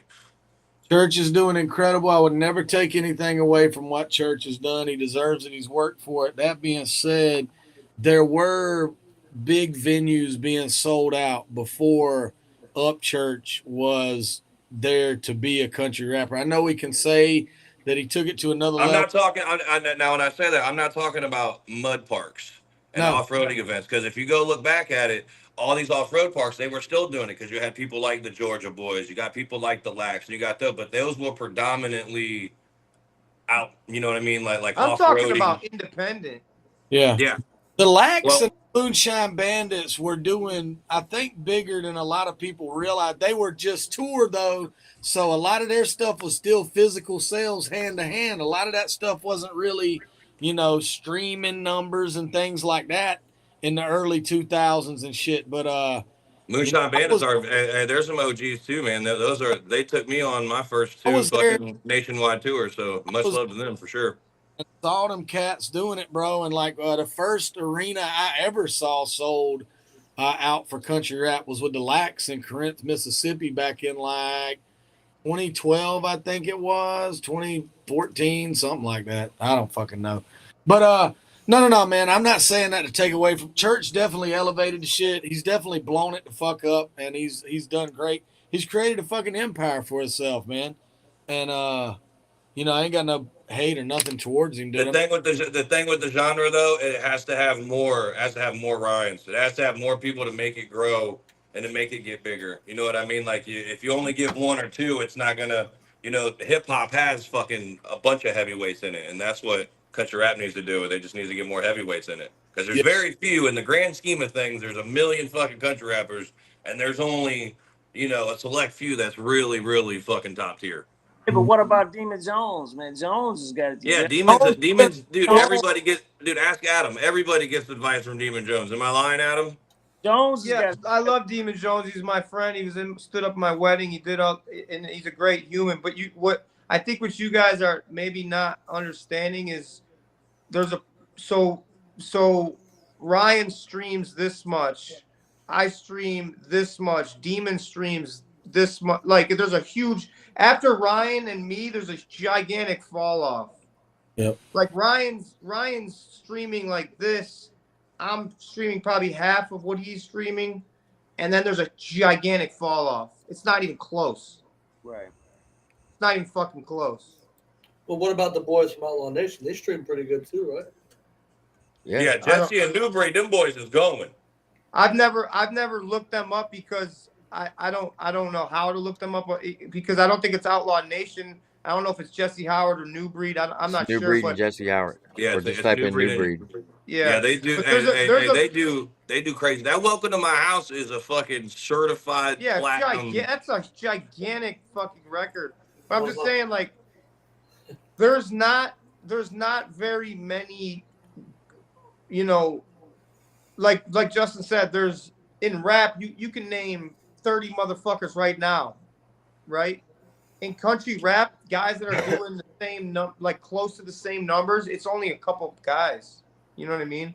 Demon does really well because he's been in the game for so long, and he's streamed consistently the same amount for several years, for like a decade, and his whole thing's built around touring, just like the Lax. The Lax were streaming okay, then they started going down a little, but their touring is really good because their whole thing is through. They do really well do touring. They'll do better than me in most markets for touring because they've been touring for fucking ever. Colt Ford, he streams pretty good. Colt Ford streams really well. That's all. Who runs this? This is called the Country Rap Weekly Album Chart. Got problems. Country Rap Insider. Oh my God! Why'd you even give it any light? Yeah, this is all. I don't know who That Kid G goddamn is. fucking. That's all bullshit. I agree. Hey, Pencil Simple Man in. Hey, I haven't seen his name in third place, man. Fuck that piece of shit. No, that's cool. I'm cool with that. I'm cool. Well, I know the Kid about G where part, I'm I know at. is I not. know where I'm at in streaming. I know he's not out doing New Breed or Jesse on the streaming. Who? Kid G. No, I don't. No, I don't even know who the. That's That what I'm dude's saying. video. See, all right, so fucking, Kid. Here's the thing, Kid G. He's the young. He's got the young generation, and he has songs with like Lil Uzi Vert and like little like big fucking hip hop people. bro. I will right now. When we get off this live. I'll make one phone call. I'll give you all streaming numbers for the last year. You want me to text Ken too? Yeah, I'll do that. Like, I know. I'm just talking shit. all I'm saying is there's a big fall off. I mean, shit. There's even really a big fall off right after Ryan is at the top as far as streaming independently with country rap, and then it goes me, and then I'm not sure exactly the order. I want to say it's probably Colt Ford because I used to watch his numbers a lot. The Lax are over there by Colt Ford somewhere, and then just starts going down fast, and it's like Demon's right around there somewhere. What But about Struggle? Well, I don't know. Do you consider him country? I consider Struggle country rap. Me too. Yeah, he's in the, me and Struggle probably around the same. He might be a little more, a little less than me. It changes all the time with me and him. But he might be doing really well now with his country stuff. I'm not sure. And then I, he did just go on that tour with Brantley. Yeah, well, and yeah, and Jelly. Yeah. Aren't you about to? You're about to go on tour with Brantley, ain't you?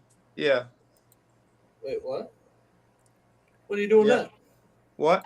When are you doing that? September and October. September. Well, I'll be at every one of them motherfuckers. Bradley puts on a hell of a show. I love Randy Gilbert, bro. You crazy? I'm gonna be at all them. my dad just went to Ocala and saw him 3-day festival down there. Sent me pictures of Demon Jones. I was like, yeah, I know that motherfucker. He's like, he Demon Jones, I'll tell you what, that motherfucker puts on a hell of a show. I know. Me and Demon, I've known Demon since he was with Rehab, man. I went on in 2012. I drove all the way up to Maryland. They let me do a verse with him on stage. Danny Boone did. He's one of the greatest fucking artists to ever be in this genre. Him and Demon, they're both insanely talented. And I got to go up there with them, man. Ritz was their opening act and shit. And I was like, fuck yeah, man. I'm working with these dudes, man. I know this shit's about to go. And that Danny Rehab ended up taking off, and Danny ended up having to go, strike while the iron's hot and do his thing, and I don't blame him for that. But it was a little while. He was talking about creating his own label called Boombox. Danny Boone. It was going to be me, him. I think Demon was going to be a part of that label too. But Danny Boone always has my respect for the simple fact of we did Redneck Rave in Indiana one time, and it was like 100% for fucking lightning and all this other shit. So my lights on my stage and everything left as they were pulling up, and we paid them their money. And then I went over and talked to them. I was like, "Look, you guys been paid. You guys can leave right now, or we can do something pretty fucking epic. I'm about to go get this lifted pontoon boat over here, and we're about to perform on the top of this shit in the middle of a thunderstorm. Would you guys mind do a couple songs? At least do the fucking bartender song." And they did it, dude. And I think they had some equipment get fucked up in the rain and all that other shit, man. But they did it, man. It was an awesome show. yeah, So he's a G, bro. Danny's one of the most creative motherfuckers I've ever sat in a studio with in my life.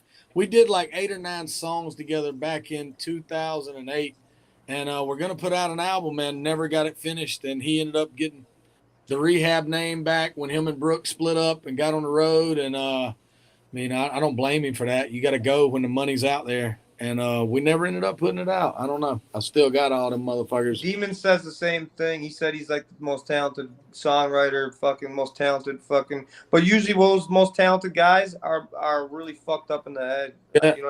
We all suffer being creative, like in writing and being a creator of just things out of your fucking mind. Usually, a lot of us have some kind of mental fucking problems. 100%. But Demon is a fucking. Demon's been around forever. Demon was in Bubba Sparks' ugly fucking video. Yep. Breakdancing in the pig pen. Demon has been around for fucking. I did not know that. Dog, his name. I used to, when I went to college. I did not know that. That's a good little tidbit right there. I did not know that. Early in 2000, I hung out with some boys at Georgia Southern that was from Gray, where Demon was at. They used to tell me about him. They had posters of him. He went by a different name back then. I don't think it was Demon Jones. I can't remember what it was. It might have just been David Jones or something he went by then. Not because he was in rehab. Yeah, he was. That was he would do the yeah. He was on his own initially before that, and then met Danny. Danny and Brooks split up, which Danny and Brooks were ahead of their time, bro. That fucking Rehab Southern Discomfort album, that shit was insane. And Brooks was a different type of rapper. And Danny, they were both just crazy, insanely talented people. But anyway, Brooks left. Demon came in, and bro, they used to rock shit, man. I used to love getting up there with them. I got old pictures and videos of us doing shit in Athens and all that. Bro, that was like I got to get on stage in Athens, Georgia. Like I'm a dog fan, bro. So I got to get up there with Rehab and shit in front of these college kids. I was like, fucking, I'm living my dream, dude. That was shit. Did you get any college poon? So I just looked it up for you, Adam. Probably. That's been so long ago. I probably just jerked. What'd you look it up on, Tim? Spotify. So monthly listeners, you got Kid G beat by 125,000. New Breed and Jesse Howard's got him beat by 75,000. He's number 4. Church is number 1. You're number 2. New Breed and Jesse's number 3, and Kid G's number 4. Yeah, that sounds about right. Well, Struggle's probably up there too somewhere. Let me see. I'd say Struggle's Yeah, close. look at Johnson. Don't even worry about my Spotify numbers. I'm a party planner. Don't look at my shit. Don't look at mine. I only got a couple 100,000. Oh, damn. 32,000 monthly listeners, I think I'm at now. I got it up to 36 at one point this year. Woo woo! What's Strug at? He's at 1.2. Yeah. Me and Strug always go back and forth. So how many? Say that again. So what would that be, Triple T? All right, And so that's Church. just one platform. So you got to think of this though. There's certain platforms that certain people pop more. Right. Yeah, no, he's So on not wrong Spotify, about that. Because So on- my Apple Music be popping. so on Spotify, his Church is at 1.6. Adam's at 1.2. 1.1 right now. Yeah, 1.12. Struggles at 1.2. New Breed and Jesse's at 1.1. And then Kid G's at 1,050,000. Well, Struggle just did that Grand Ole Opry thing too. And he just dropped an album, so he's good right now. Like when I drop this album in a month, you'll see my shit spike again, probably back up to like 1.3. But that it just, but you know, Church is at what, 1.6 or whatever right now? Yeah. But yeah, he's. And that's all independent. I mean, Kid G wasn't independent; he was on a label. But those guys you named, like Ryan, myself, Struggle, Demon, Outlaw Colt, Nation. huh? And Outlaw Nation too. Yeah, I'm sorry, Jesse and I don't know how to call them. It's just Outlaw Nation, right? Right. All right, Outlaw Nation. See, because I don't think Adam's really ever met Joe. No, Yeah, yeah. never met him. No. And we all got history with Jesse. That's why it's so we always say just Jesse. But I mean now I say Joe and Jesse. But Yeah, I I'm don't saying, mean any type of those guys. Oh, no. They have a song that is literally probably what, at least double platinum.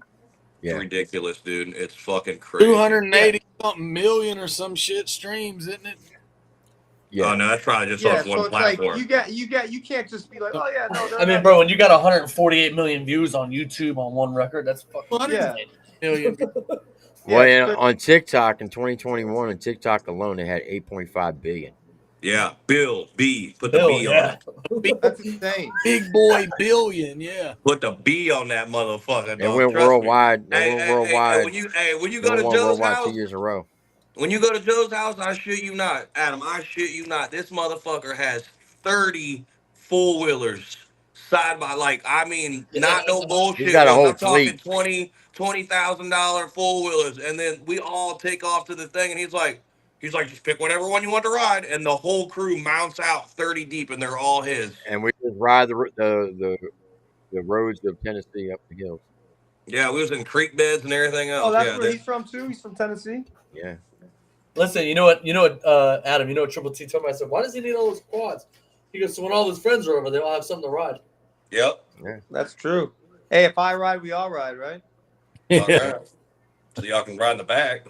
Yeah, a lot of those artists all those artists you named minus Kid G, those guys are all independent, and that is those numbers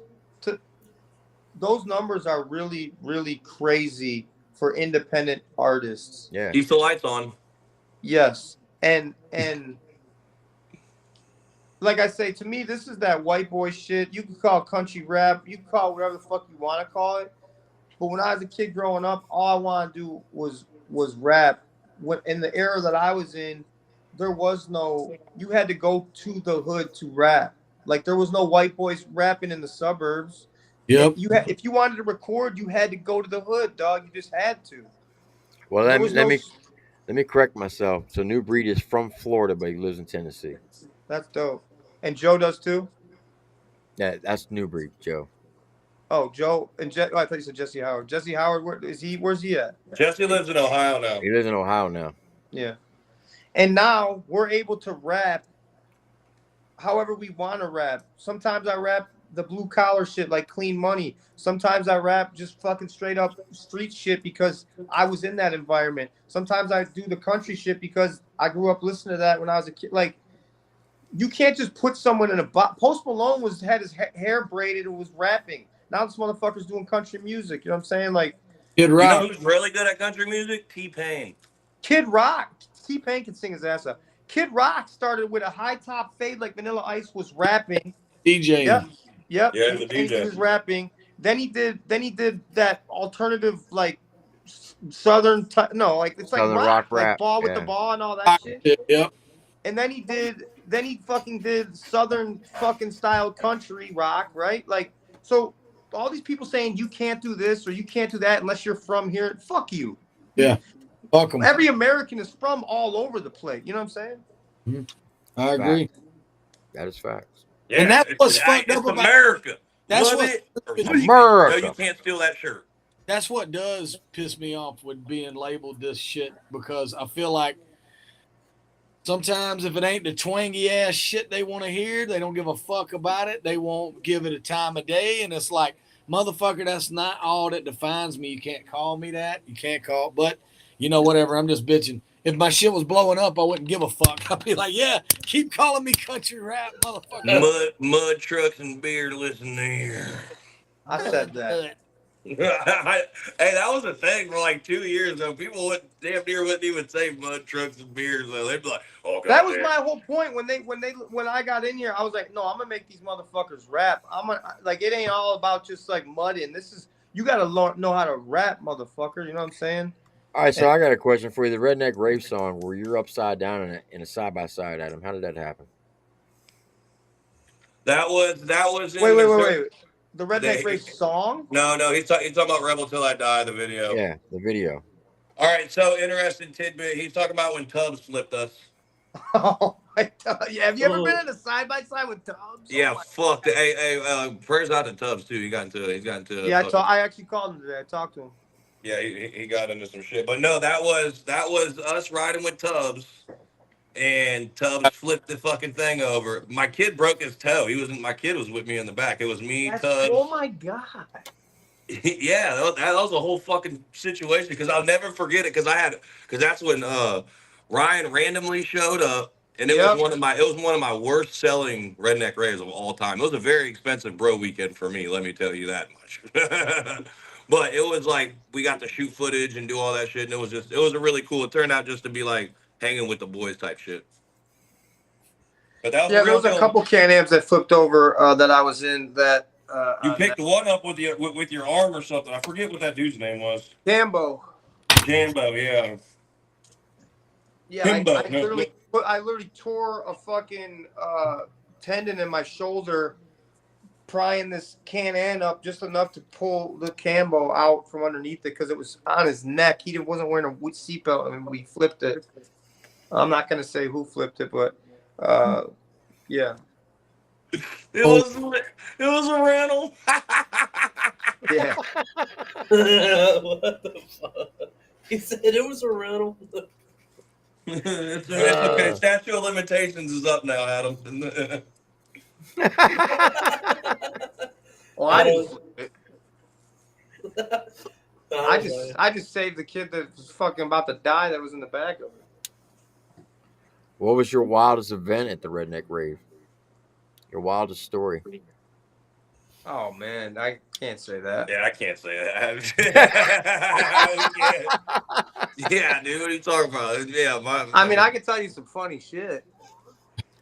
We did. I can't go with the crazy shit because it is a business there, Triple T. What? I can't be like, When's the next one?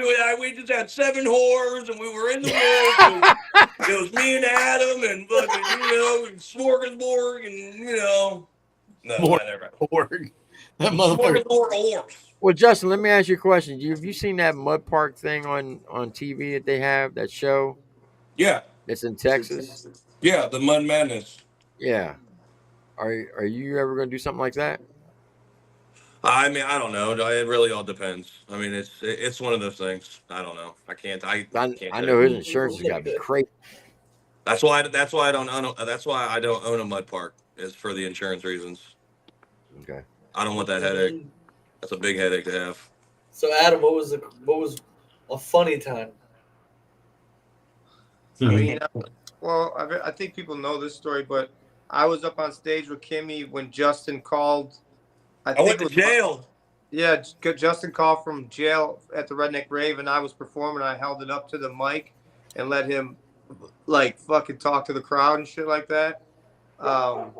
Also, everybody knows that I like big fat chicks with big fat sloppy nipples and titties, and I've had the whole front like crowd of chicks just with their titties flopped out, just smacking them on my yeah. Uh, So that's why you haven't been to a redneck rave in a while. I just we've done a lot out there. Get No, them floppy titties out, Adam's man. pulled up on some shows and shit, but yeah. Adam still comes around and shit. It's not that. Yeah, I mean yeah. Because We it's got like our I really hate asking Adam to do that shit. Like, you know how many times all these people be like, "Hey man, ask Adam if he'll come fucking perform here," and I've never asked Adam fucking to do any of that shit. I So pulled up to one of Justin's shows in were you in it was Indiana? Mishawaka Flock of Flame. Yeah, I We went did it up out there. there and just I But, Justin had a show. He was really excited about it. It was when he was doing like his bar takeover tour thing.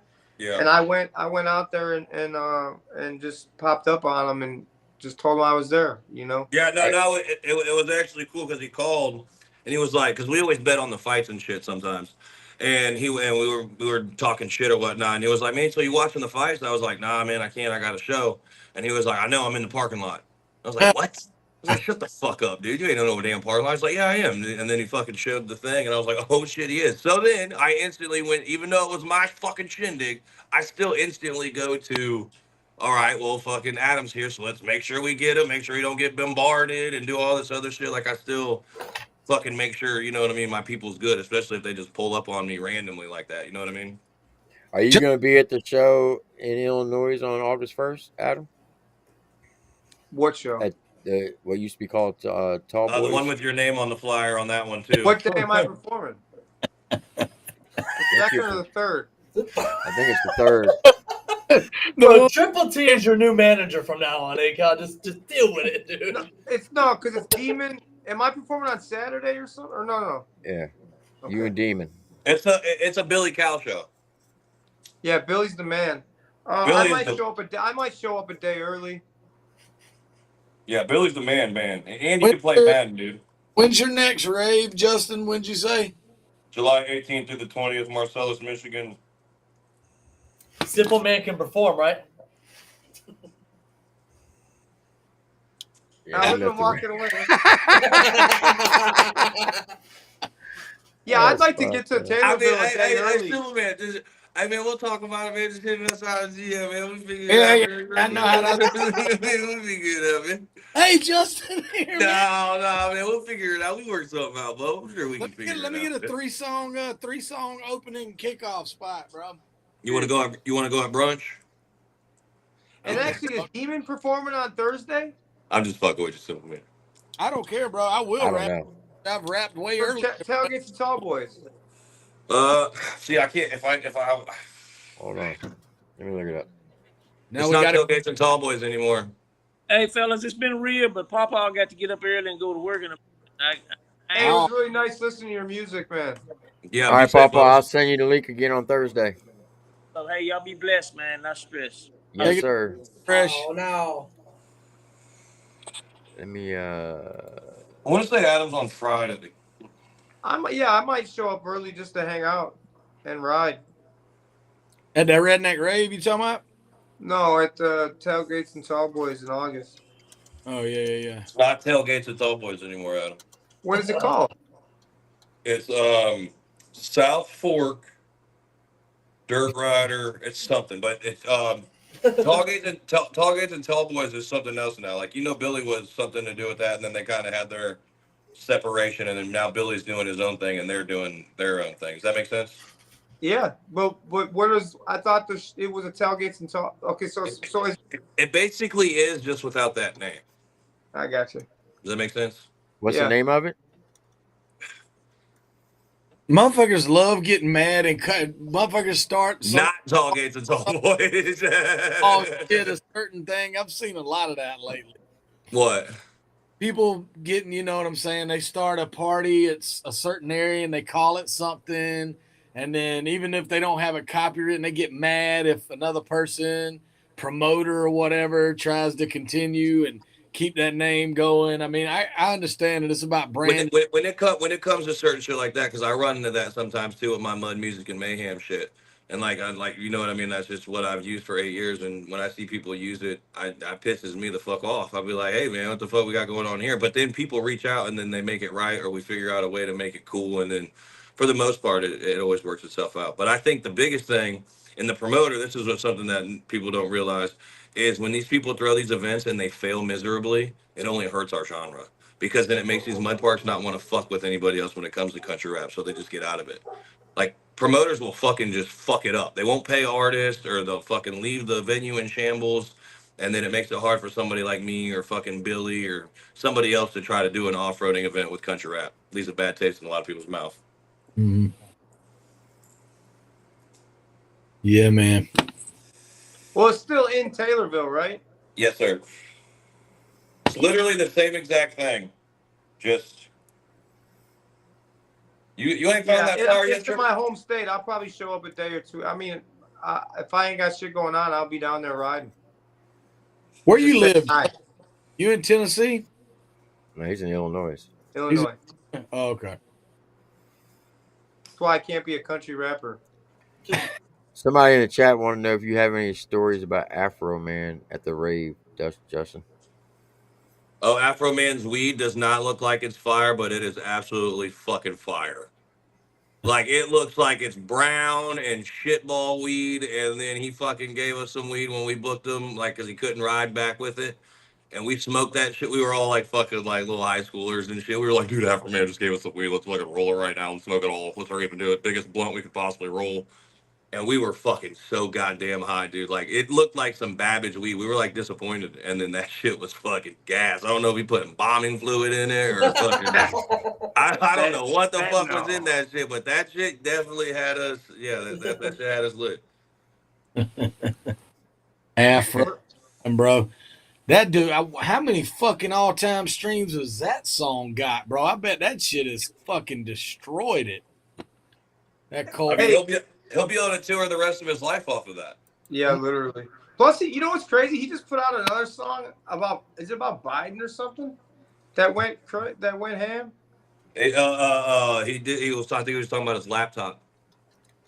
Shit, Afro Man goes viral like once a year. He put out one last year where the cops raided his house, and he made a whole song with his security footage that he got. And they were like rummaging through his shit and fucking like, yeah, they tried to sue him for it and all this stuff. He made T-shirts with their face on it and everything, dude. Hey, bro, I love that. How many people are in the chat right now? 149. Ask them if they got any questions. We'll answer them.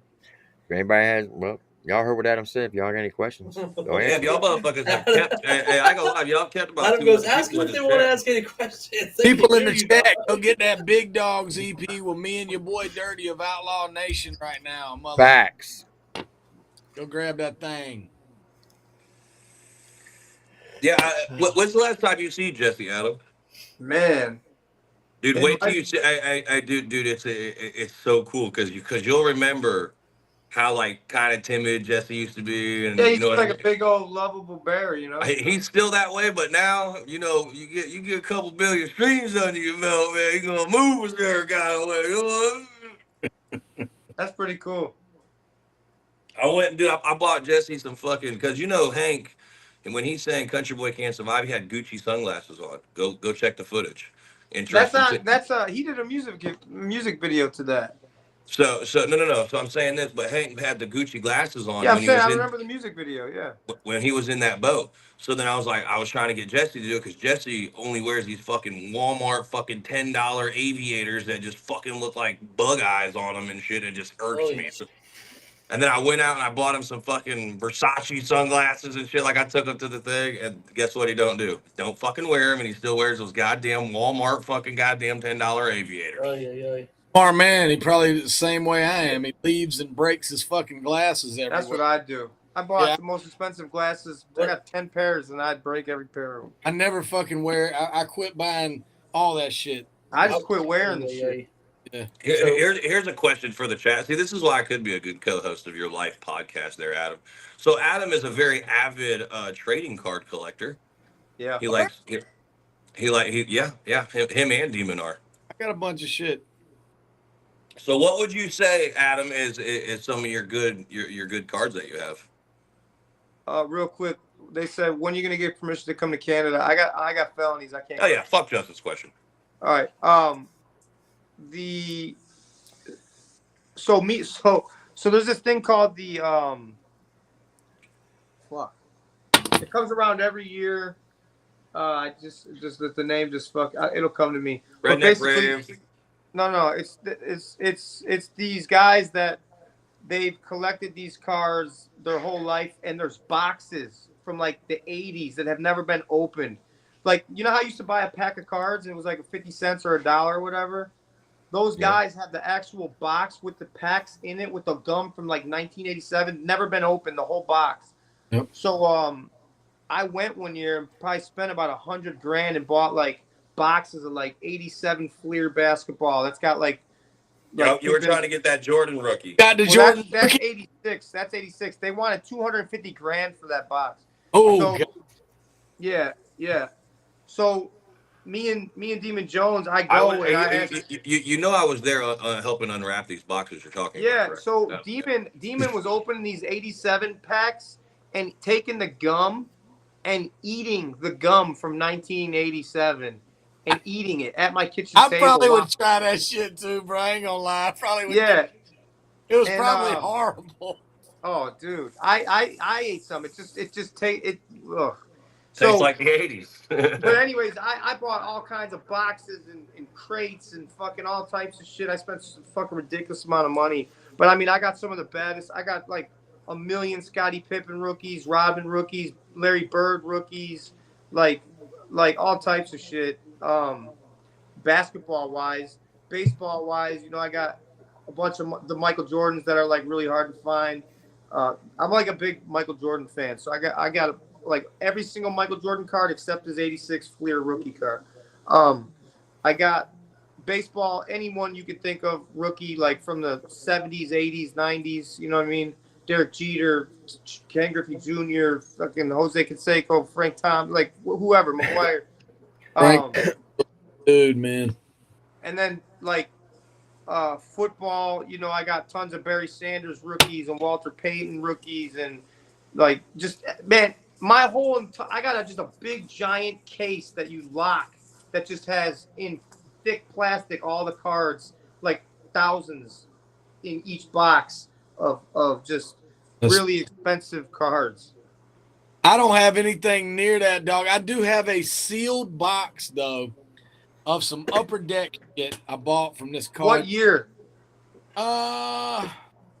It's early 90s, but it's a longer box. The box is like it's like 8x10 or whatever it is, 5x8 size fucking cards. And one in every, I think 4 or 5 boxes contains an autographed Jordan. And I've never cracked this motherfucker. It doesn't sell for a lot. It only sells for like 50 or 60, but I'm gonna end up opening that bitch one day. I got some old Jordans, but my boy growing up had the Jordan fucking rookie. The 86 Fleer. If you get a 10 in that, it's a million. Yeah, it's triple, it's 6 figures. Well, not a ticket. That bitch a ticket. Probably might be a mill now. You get a Jim and 10 Fleer 80. I'll tell both of y'all what to watch right now. I've been stuck on it. I think I'm done. I think I finished the last episode last night. Have y'all seen that Golden auction series? It's on Netflix right now. No. Check it out. It's this dude named Ken Golden. He started a company. They auction. I did see. Yes, no, I have seen that. They auction off memorabilia and shit, bro. They like the most rarest shit ever. Bro, they sold a fucking Formula One card that this little 13-year-old kid cracked. It's only like a 2-year-old card Some Formula One guy that they think is going to be the greatest ever. 1.7 million for Did you this see car. when they had Jackie? I think it was Jackie Robinson's jersey or something. Yeah. Or Yep. and they had like blood on it. Bro, Like, they got Kobe. They got Kobe's Olympic shit. This one dude has a collection, bro. Just you'll like it, dog. It's good. He has a collection that he flies out to go see these people. Like they don't bring in their shit. You know what I mean? They're not moving this shit. This shit's in special rooms.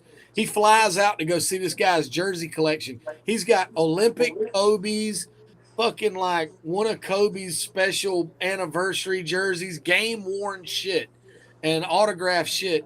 And the guy's got such an extensive collection, all the way to Julius Erving, Jerry West, anybody you can think of.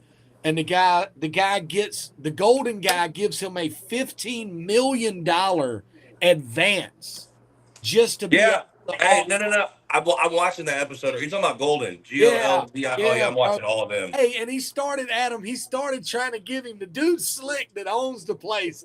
And you can tell he's like just in time on fucking steroids, bro. He's in there with the guy and he's like, well, I think I'd be 100% sure that we could show you how interested we are in your collection and give you $5 million. And he'll have it in like And the other, yeah, he's got it money. like straight out the fucking what do you call that shit? The Federal Reserve, straight out there in cases and shit, bro. It's fresh bills. And the dude got it, and he was like unfazed. He was like, $5 million. He's like, that's cool, but that's cute. He's like, if Golden can do 5 million, I think they can do 10. And the guy was like, hemmed and hawed about it. And then he was like, okay, yeah, we'll do 10. And he's like, that was pretty easy. I think you can do 15. 15, yeah, hit him just like I watched that shit. Yeah. That shit was gangster as hell. But he had him, bro, and he knew it. He could finesse him at 15 M's. Yeah. It gets pretty scary when you have when you want to collect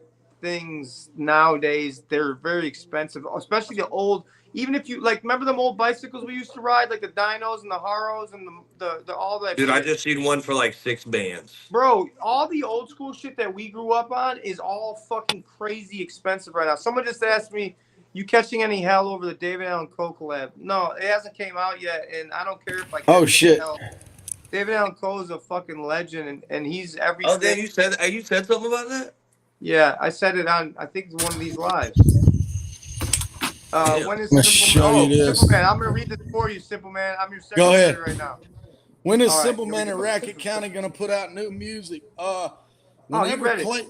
Hey, hang on, I'm coming. I gotta cut this light on. I want to show you something real quick.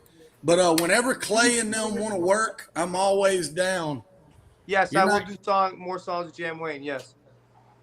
You might not be able to see this. Jam Wayne was lit at the rave, dog. We got fucked, dude. We were just chilling, kicking it. All of a sudden, a tornado came, dude. Me and him was huddled under a mud truck together, dude. That shit was funny. I need to light this shit up. I bet that fucking bulb blew, didn't it? Nope. I remember when it used to feel like to have a staircase in my home. Check this out, bro. Oh, hell yeah. You can't hardly see it, bro. I went to IKEA and got a fucking ladder and about broke my neck hanging those fucking shelves, bro. But that is Nick Chubb, Megatron, AJ Green, Gronkowski, Barry Sanders, Derrick Henry. Are those signed? Yeah, they're all signed authentic. That Kansas City one is fucking Pat Mahomes, hey, this was bro. such a good topic, dog. Everybody flexing in their house and shit. Yeah. Look, I got. Hey, bro, that's Justin Jefferson. I knew he was gonna be a beast when he came out. I got that bitch for He's a fucking animal. I got it for $250 right when he came out. This is a personalized. Look at this. I'll tell you this shit, bro. You're not gonna be able to see the backside. Hard Target. That's a Julio Jones Falcons. Hard Target drew a stealth bomber and put Jet Jones on there. And I got a guy in California to make that. He hand painted that shit, bro. It's fire as fuck.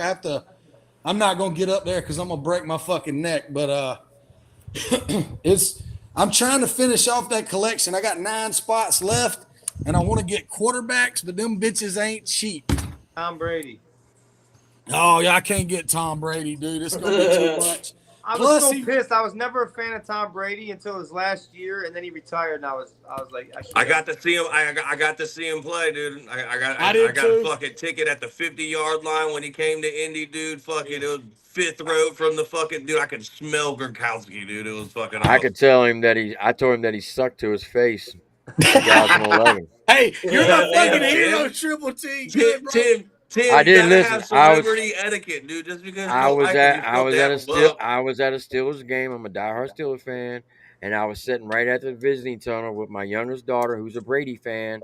She had her Brady jersey on. I had my Roethlisberger jersey on. We won the game 24-17. They sacked Brady in the end zone for a safety in fourth quarter. He was coming off the field. There's a one of the assistant coaches was on his left hand side. He had his helmet in his left hand.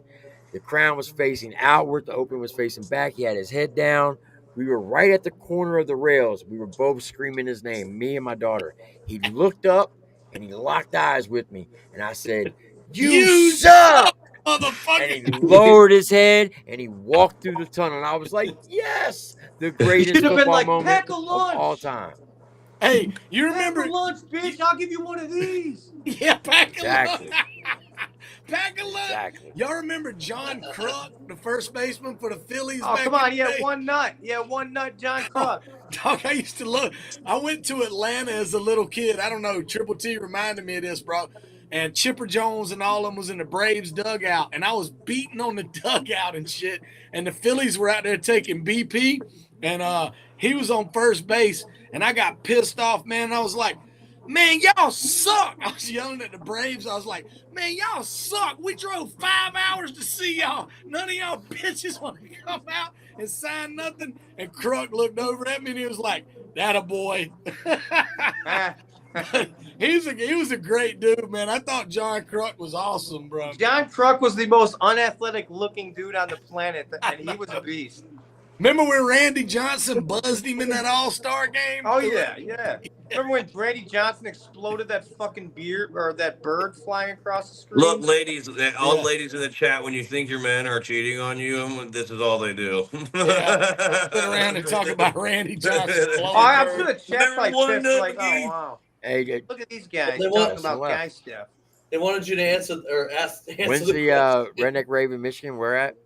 Oh, dude. July 18th. RedneckRave.com, dude. RedneckRave.com. Yeah. All right. Who's taller, Justin Time or Randy Johnson? Who's the fucking tallest, bro? We don't know.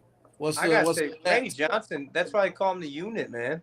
And I actually think we're the same height because I remember watching his fight that he did, and then How tall are you, Justin? I'm 6'5", but I'm closer to 6'6". Let's look. I'm gonna look it up. I guarantee you, Randy's got you then, bro. I thought you were taller than that. Dude. Yeah, you look short, I'm as bitch. tall as Michael Jordan.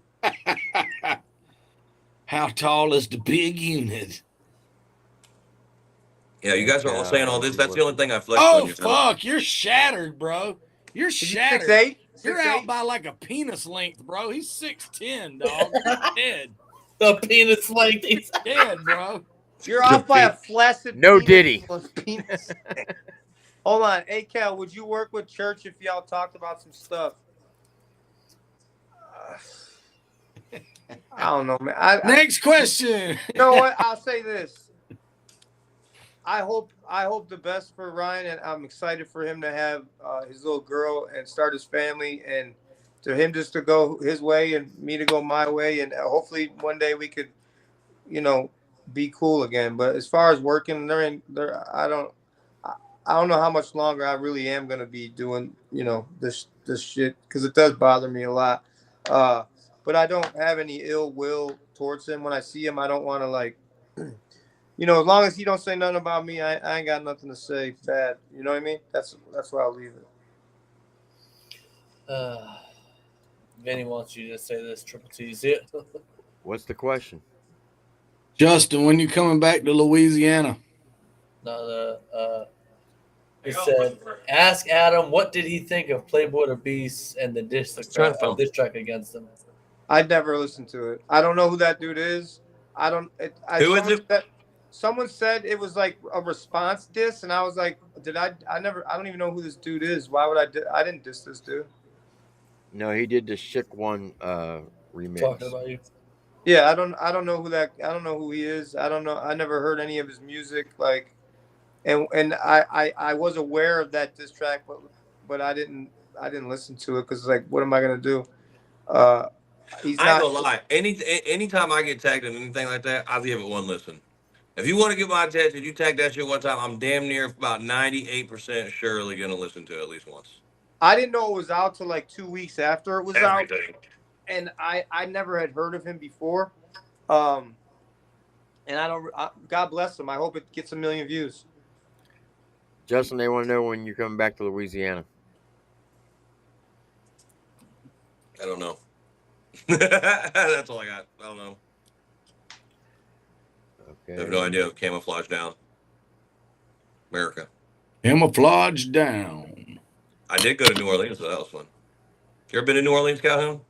It's fucking such a dirty, fucking. Smells like piss. So Grinding. you know where you need to take Margie though, 100% is fucking Puerto Rico. Margie was in New Orleans with me. We were on tour and we stopped by New Orleans. And I'm telling you, we were there for Halloween, I believe. And New Orleans is like really dirty and like crazy, but it's so fucking cool and like it's badass. It's fucking Take awesome. Marge to Puerto Rico, dude. Justin, they said we need another country rap facts song. Justin Stowers, we're on it. Shove it right up, motherfuckers. It's coming to you soon, boys. Goddamn working on it. It's What called else we got? country. It's called country, not rap facts. We're just gonna spread a whole bunch of lies, rumors, and such. Okay. Here's one question to all on the panel. If you can. If you could fight one person, living or dead, who would it be? Wow. Ernest Goes to Camp and shit. Yeah, he's an ugly motherfucker, ain't he? Yeah. Yeah. Jim Varney. I think that's his name. Jim Varney. I believe. Jeffrey Epstein. There you go. That's a fucking great response. That's a great response, bro. Or Hillary Clinton. She's a dude. She can get it. She can get it. She can get one of these. Hey, Adam, let me ask you this, and I'm not good with the current guys, so I don't even know if you follow this sport, but I think you do. Who do you feel like in your lifetime, excluding Tyson, is the best boxer you ever saw? Mike Tyson. Excluding Tyson.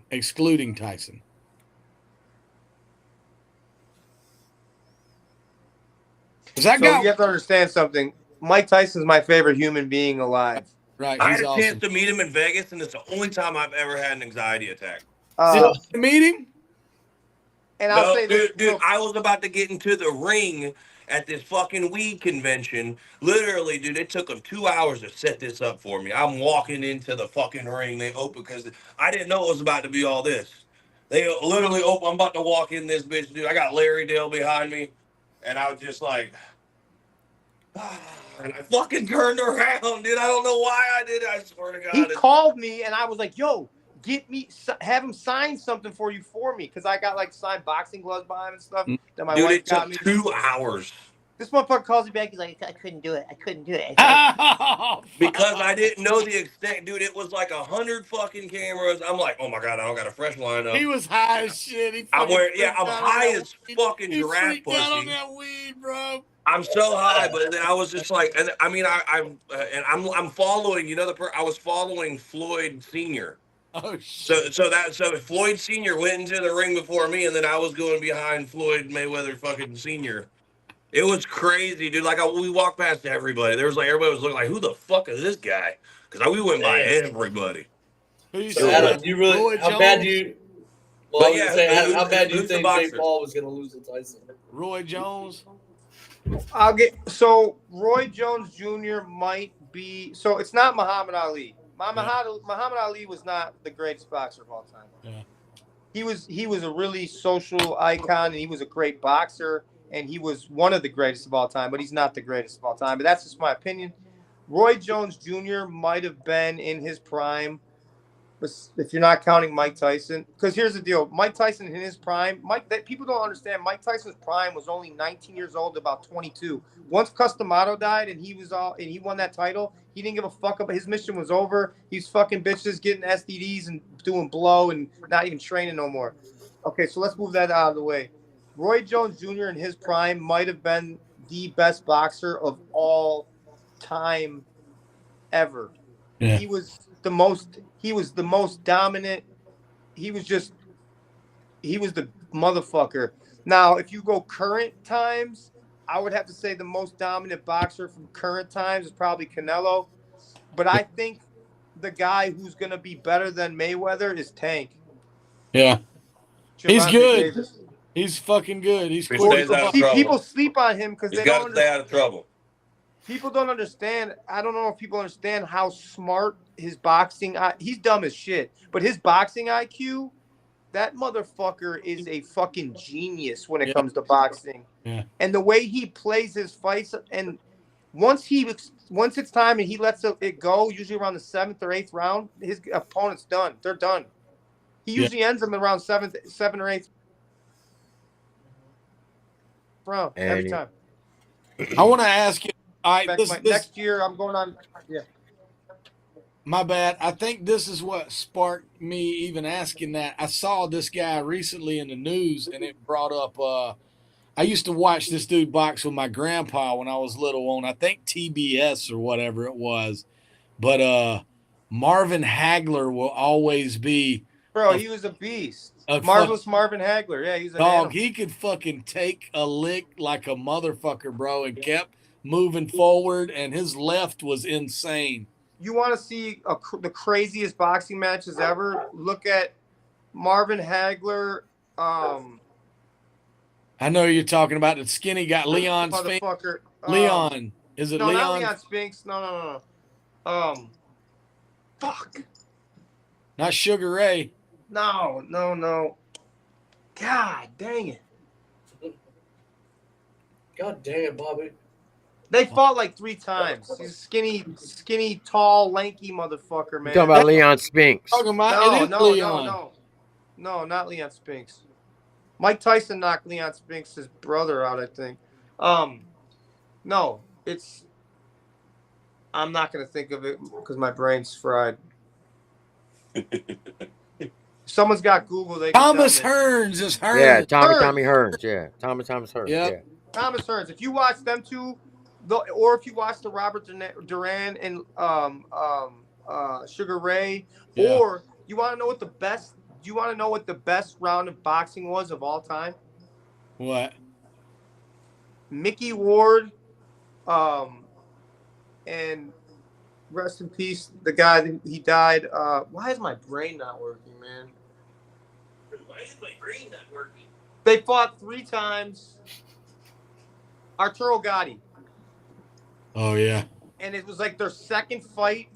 Round like 10 or 11 was considered the best round of boxing in boxing history. It's in the Hall of Fame. I'll have to look it up. Arturo Gatti and Mickey Ward. You watch those fights. It's the most brutal, fucking awesome. Just I don't know how either guy survived. You know the Mayweather Pacquiao shit used to be that's incredible. Mayweather waited till Pacquiao was old. He did. When I do a song with Keith Cat, I don't know who that is. Keith Cash. Keith Cash. Keith Cash. I don't know. That's Eddie's. That's Eddie's artist. Yeah, Eddie. He's like a Jam Wayne. Eddie who? Eddie Robinson. Eddie Robinson was up here tonight. Oh. Outlaw Nation. You know what? I want to start doing features with guys that are up and coming and kind of try to help as much as I can. So, yeah, I'd have to meet him in person and see what he's about. But I'm not gonna say no. I don't know who he is, but I'd have to know him. You know what I mean? Next question. Justin, you ever gonna do a Redneck Raven Florida? Yes. 100%. You got to get Mike Busey involved. I will 100%. And that's a good idea, Adam. I'm so glad you said that, so I can have you and Mike at that one. Got it. He'll do it. He'll go crazy. Can't wait. See, I see what you did there. He knows. One piece though. Mike's a great guy. Look, Tim. I'm scrolling through looking for questions. So I answer feel the like I question feel though, like Tim Adam. operate a computer like he Answer the uses one question. finger What to is it? type everything. How bad do you think Paul would get beat by Tyson? Oh, He's going to get murdered. so No. people aren't gonna like this answer. I swear to and God, I don't- guarantee it's the same answer that I'm gonna have. and I don't like this answer either because I love Mike Tyson, but I also am not just like a casual like fight fan. Like I've got my ass beat a lot in the ring. Dude, Jake Paul is an athlete.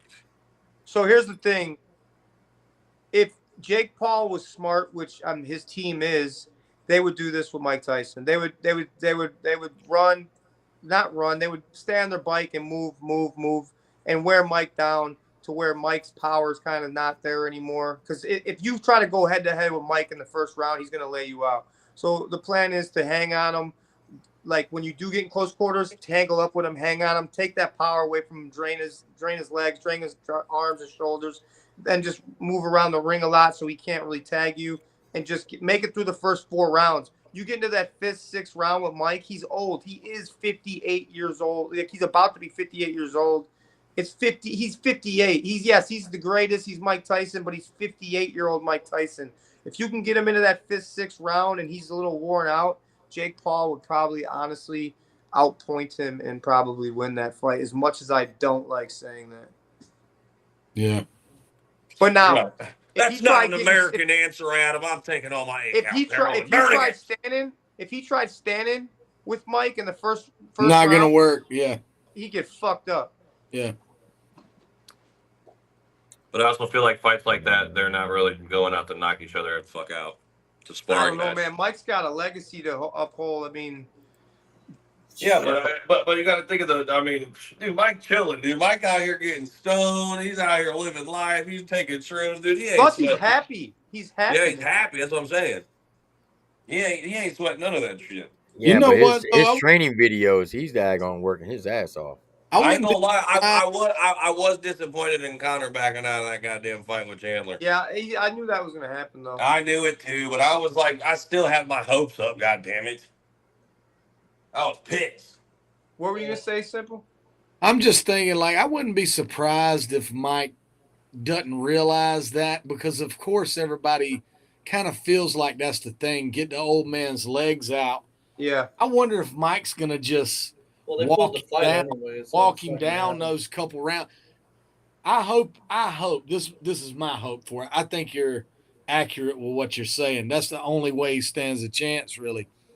But I hope that Mike just like walks him around the ring for 4 or 5 rounds. They trade a little bit, but I hope Mike keeps a little bit tucked off. Well, you know what they say? They always say the last thing to go is the power. The power always stays. Mike clips him. I hope Mike flatlines him. That's it. If he clips him, as an American man, I want to see Mike Tyson knock his fucking brain blue. Fucking knock his head off. It's not gonna happen That's coming from a motherfucker that I really do respect what them Paul kids have done. I know they're not everybody's favorite person on earth. I think they're kind of a little crazy, a little whatever you want to call it. But they've made an enterprise, man. Anybody that does that, bro, if you're good at making money selling your brand, I mean, I can't really hate on you too bad. And I was pissed when they canceled the fight. That pissed me off. Now he's fighting Mike Perry, I think. Who? No. Yeah. He's doing an in-between, like an MMA thing, right? Can't wait to Facebook live stream that one.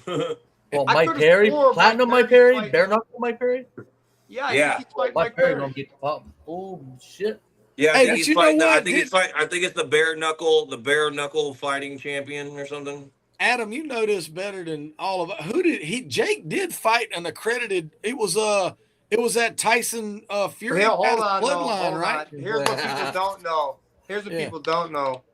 So that was Tyson Fury's little brother. They're like half brother or whatever. Tommy Fury, yeah. Tommy Fury. So Tommy Fury, I think at the time he fought Jake was like 8-0 or something like that. Tommy Fury's opponent's combined record was like 4-85. Yeah, I did see that they weren't. Yeah. So like he's basically not even a Right. good amateur. He's like the lowest tier pro. But he only tied him, right? Did he lose or did he? No, he did lost. he lose? Jake Paul lost. Okay, he lost. Yeah, he beat him. Yeah. He shouldn't have. Those dudes' dad, those Fury guys' dad, He's a fucking psycho. he's a fucking He psycho. was I nuts. love love him, bro. That I dude love busted his head open, bro, at the press conference. Yeah, You see who it? did Like, he tried to go through a wall after somebody. Yeah, at he's one always of them. after Jake Paul. You Remember know that? what fight I want to see is Canelo versus Benavidez. Yeah. I don't know if you guys watch. I still watch boxing. I want I to know see the Canelo, I don't know Gervonta Davis and Benavidez. Ryan Garcia rematch. I don't follow it as much as I should. Ryan Garcia's all in the fucking media everywhere. Well, he's like a really weird dude. Yeah. He said some crazy shit about aliens and shit recently. He says a lot of weird shit about Yeah, him. he does, dude. Does he? Hey, He's whatever not they a gotta bad say to boxer, sell a though. fight. Whatever they He's a gotta do good to sell a fight. boxer. Hey, Justin, he's in the media. He's doing something right. He's doing right? so. Hey, he's not doing nothing wrong. You don't think he's a good boxer, though, Adam? I don't think he could beat Tank. No. I mean, everybody said that Devin Haney was going to feed him that dog water, and he beat the brakes off that. Yeah, boy. every time he touched him with the left, he dropped him every single time. But he was also losing that fight. That saved him. But I don't think he could. Tank is so smart. The guy is smart as fuck. And He he's hard to stays hit. compact, bro. Yeah, I thought it was cool that Tank gave nice. Ryan his flowers, though. He was like, he's the hardest hitting dude I've ever fought. That's what No. Tank is I think Tank still fucks him up now. Tank is in his like prime. I love watching any combat sports. I mean, I'd watch two fucking homeless people fight over a nickel. I don't whatever. Like, be movies called bum fights. You remember that shit? yeah. bum fights. Hey, that's back when America was America. Hey, bro, you can't put that shit out nowadays, dog. Nah, you No. do that. Bum Hey, fights? all them dudes got sued, dude. All Bro, them they was like, paying junkies to pull their teeth out with pliers. Yeah, remember that? Bum fights on their forehead, like fucking. Hey, that's how PETA Kimbo comes Slice got his all over start. the place. Yeah, Kimbo Slice actually fought a cop underneath a bridge and like was it an that? underpass. Did he fight Micro Cocop? No. One way. dude beat him. One cop Kimbo guy. Slice. No, Kimbo Slice fought Micro Cocop. Mirko Krokop. I don't think did he? Man, Wait a rest minute, in is that peace. the Asian, the big Asian? No, he did. They did it because No, Mirko that's Krokop is like this yes. Hey, I'm telling you, I know like I'm a not Russian wrong. or He's Russian. Ukrainian or Yeah. something. Yeah, I think yeah, it's the guy I'm talking. it was Kimbo Slice versus- talking about. It was Kimbo Slice versus I might say the micro, but Mirko it is Krokop. yeah. You He can Google fought. that. All you guys are on your computers right now. All you gotta do is Google Kimbo Yeah. Slice versus he beat him? MICRO. I think that guy beat Kimbo, bro. They He were did. indoors. They were He did. indoors, right? Yeah, I saw that fight.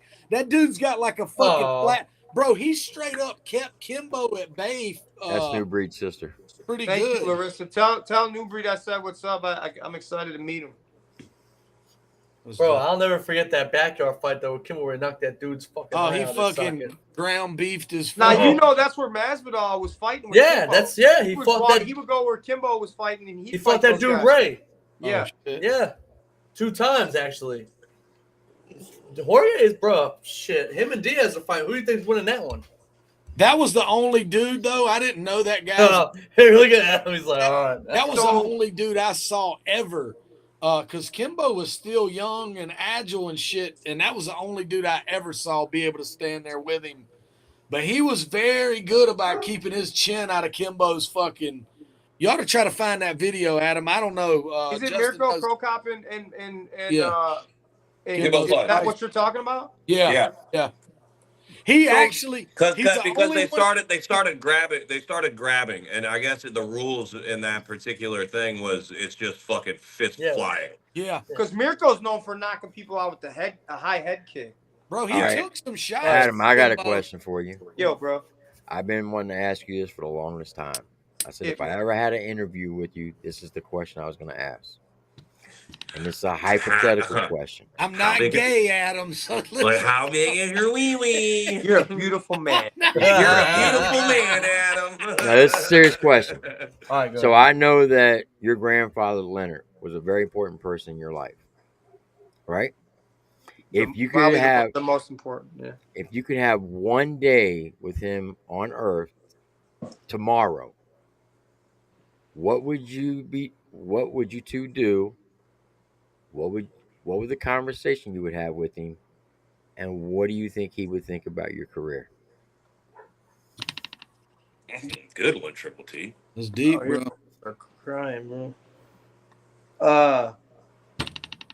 So I know exactly what I would do, and you know what's funny? It's June. So every summer of my life, till I was graduated high school, basically I spent down there with my grandparents. So I went back to school in Kentucky, and in June I'd get there and we'd go. This is what we do: we get in his boat, and we would go fishing along. So the cliffs and the mount from the mountains go right into the lake, and when you throw right against that cliff coming into the lake, the bluegill were all mating at that time, spawn, whatever you want to call it. And these bluegill were the size of fucking footballs that we were catching. And my grandpa just loved it, just tickled him to death to go out there. We'd fill the whole cooler up with about 100 of them motherfuckers, come back to the house. They're in the middle of nowhere in the Daniel Boone National Forest, and he'd fillet them up, and we'd just eat all the fish. Uh, and then I'd sit there at night with him, and he taught me how to play rummy. And he would always beat the brakes off me. He never let me win. I had to really earn it. Uh, I figured out after all these years what he was doing to me, how he was winning, though. But anyway, I'd go fishing with my grandpa, play rummy. We didn't talk very much. There was nothing that needed to be said. We were kind of just comfortable in our own space with each other. We just enjoyed just sitting there. Um, he'd tell me stories about how they used to have to rub like beaver oil all over their shoes to keep them from going bad, and they'd have to re-sew their own shoes, and they kept all their milk and their food that they had about in a 5-foot hole because they didn't have a refrigerator. He'd tell me all these stories that I couldn't even believe, like, you know, from back in the old days when he was growing up back in he lived in the back of the holler where there was an old coal mine and a cabin, and he would just tell me these stories that I never could imagine. But he would tell me how they cut down trees. His brother Jasper would climb to the top, and as they were cutting it down, they'd fall it, and it would fall down slowly with his brother bringing the tree down. And he would tell me that he left school when he was like in 5th grade, 6th grade, and they used to have to go up into the woods if the cows got out, and they'd sleep in the middle of the night in the woods in the mountains. And his dad would only give them a certain amount of bullets, and they'd have to come back with that many, squirrel or whatever they were hunting. They couldn't waste none of the bullets, and just the way his life was. It was just so amazing to me that people were even lived like that. It didn't feel or sound real. But then being around my grandpa and him showing me, how to catch crawfish out of the creek, and you know how to catch crawfish out of the creek? Mm-hmm. They move backwards like this. So you Yeah. just put your hand behind them and just splash them, and they just come right into your hand. Yep. And stuff like that. And birch bark. I'd be sitting there chewing on tree bark. It was minty. He would just show me just all these fucking things that I didn't know existed because I didn't live the life that he did. And I'd just go fishing with him, play rummy with him, uh, and sit at the end of the night. It'd be dark as fuck out. That's when I first learned out what a whippoorwill was. I was a kid and it was dark, and you just whip all night long. I'd be like, "What the fuck is?" I didn't say that. I never swore around him. But I was like, "What is that, Grandpa?" And he's like, "Oh, well, honey." He always called me honey till he died. Well, honey, that's a whippoorwill, And we'd sit by the fire and just sit there, and he would just tell me all kinds of stories. I'd ask him anything about life, and he'd always have an answer. So I'd go fishing, play rummy, sit by the fire. And about my career, I don't think he'd give a shit as long as I was happy what I was doing. I don't think he'd care very much. I wish I could have buy him a truck, though. I wish I could buy him a truck. That'd be my day. Good answer. Yep. Man, it says that this is the ACAL I love seeing. Don't see you often, bro. I know how you're feeling. I lost my grandfather 2 weeks. Yeah, Sorry to hear that, grandpas man. are the best. I wish it was mandatory for a grandfather to live in everyone's house to help raise these kids so they don't turn out to be pussies. Yeah. Facts. I just always wanted to ask that question. I wasn't trying I to. would go fishing, play rummy, sit by the fire, and talk about. We wouldn't even. He wouldn't care what I was doing as long as I was happy. That's all he would care about. He, you know what? He hated politics. He didn't want to ever talk about politics. He hated John F. Kennedy. He hated the Kennedys. He hated talking about politics. He hated the government. He didn't let fuck with none of that shit. Well, remember the story I told you about the 1 second rule? Oh yeah, Just 1 second. yeah, yeah. He's a That's good all. man. He's a good man. Taught me a lot. Yep, I feel you on that. Mine did too, man. Mine was a good man too. Mine was a suburban gas man, dude. And after he died, propane, put natural gas in people's tanks, filled them up. Dude, I found out so many stories after he passed of him helping people out in the community when they couldn't pay their gas bill, not even paying it for them. You know what I mean? Like he did a lot, and that's the under the radar type of heroes that fucking kid you don't even have in the communities anymore. It seems like, you know. They're gone. Yeah. You know, I'll tell you a funny story. My grandfather never swore, but I was a little kid, and I'm like, I don't know, 10 or some shit, and he's out in the garden, and there's all these fucking, I don't remember what kind of beetle, but they're fucking destroying his corn and shit like that. And he's out in the corn, and he used to always say, "Dag nabbit, cotton picking." He'd say that. Mm-hmm. And one time I asked him, I said, "Grandpa, what does that mean, cotton picking?" I know what dag nabbit is like, goddamn, right? Like, sorry, God.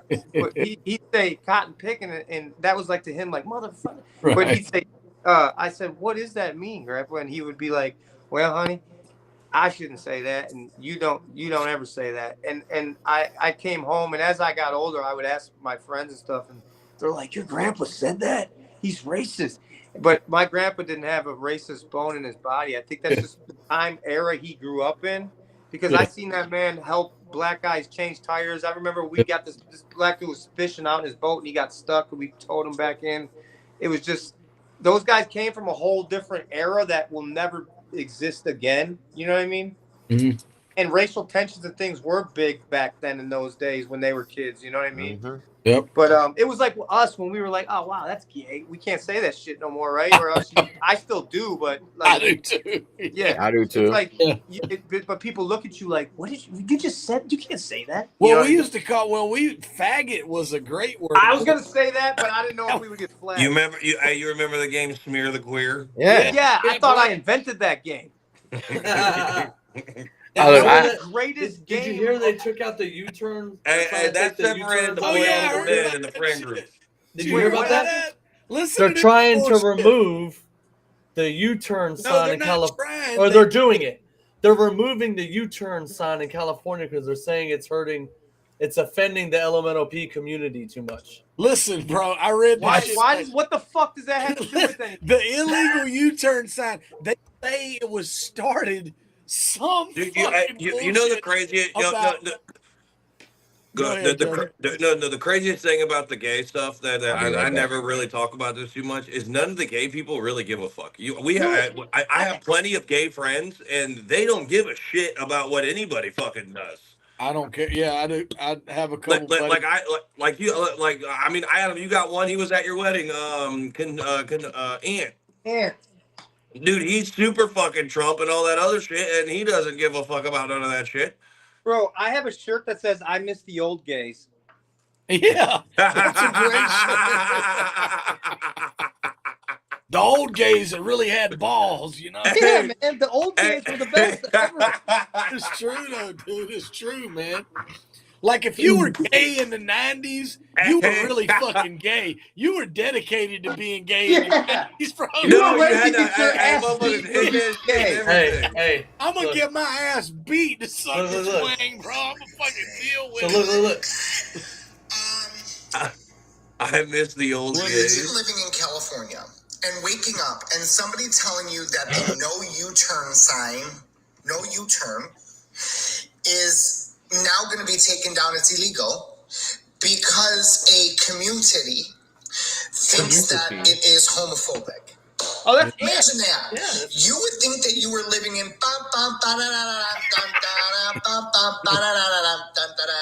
Dude, nothing which surprises is me. exactly what those And people he's, I you know, feel Ed is super, super gay, dude. And he's like, Yeah.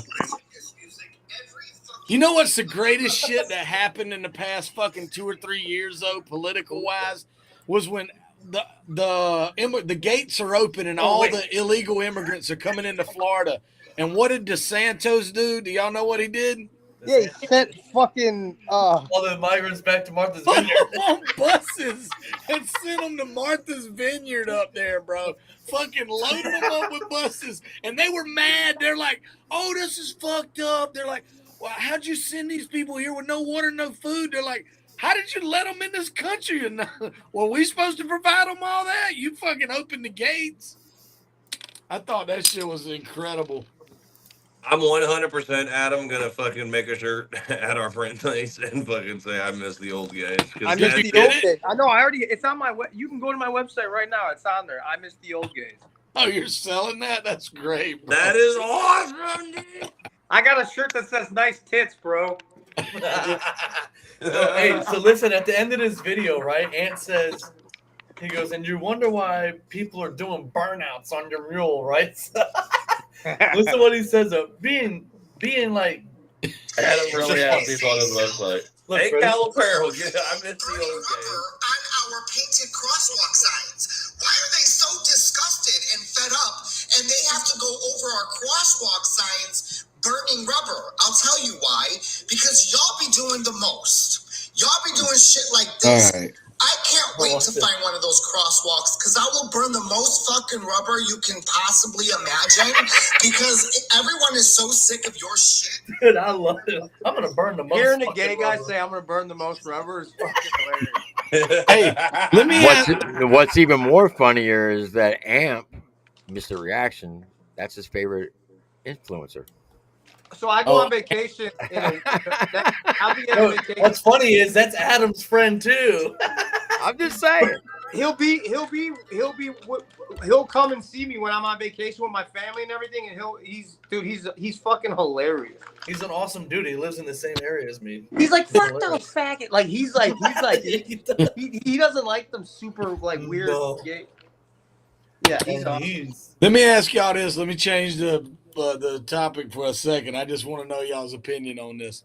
What do y'all think about Eminem's new song, the fucking Houdini shit? I feel like he can't win no matter what he does. Like they want the old M, so he kind of gave him a dose of like that's like the old Slim Shady type sound. But like I was like, I never grew up listening to Eminem. You know what I mean? Like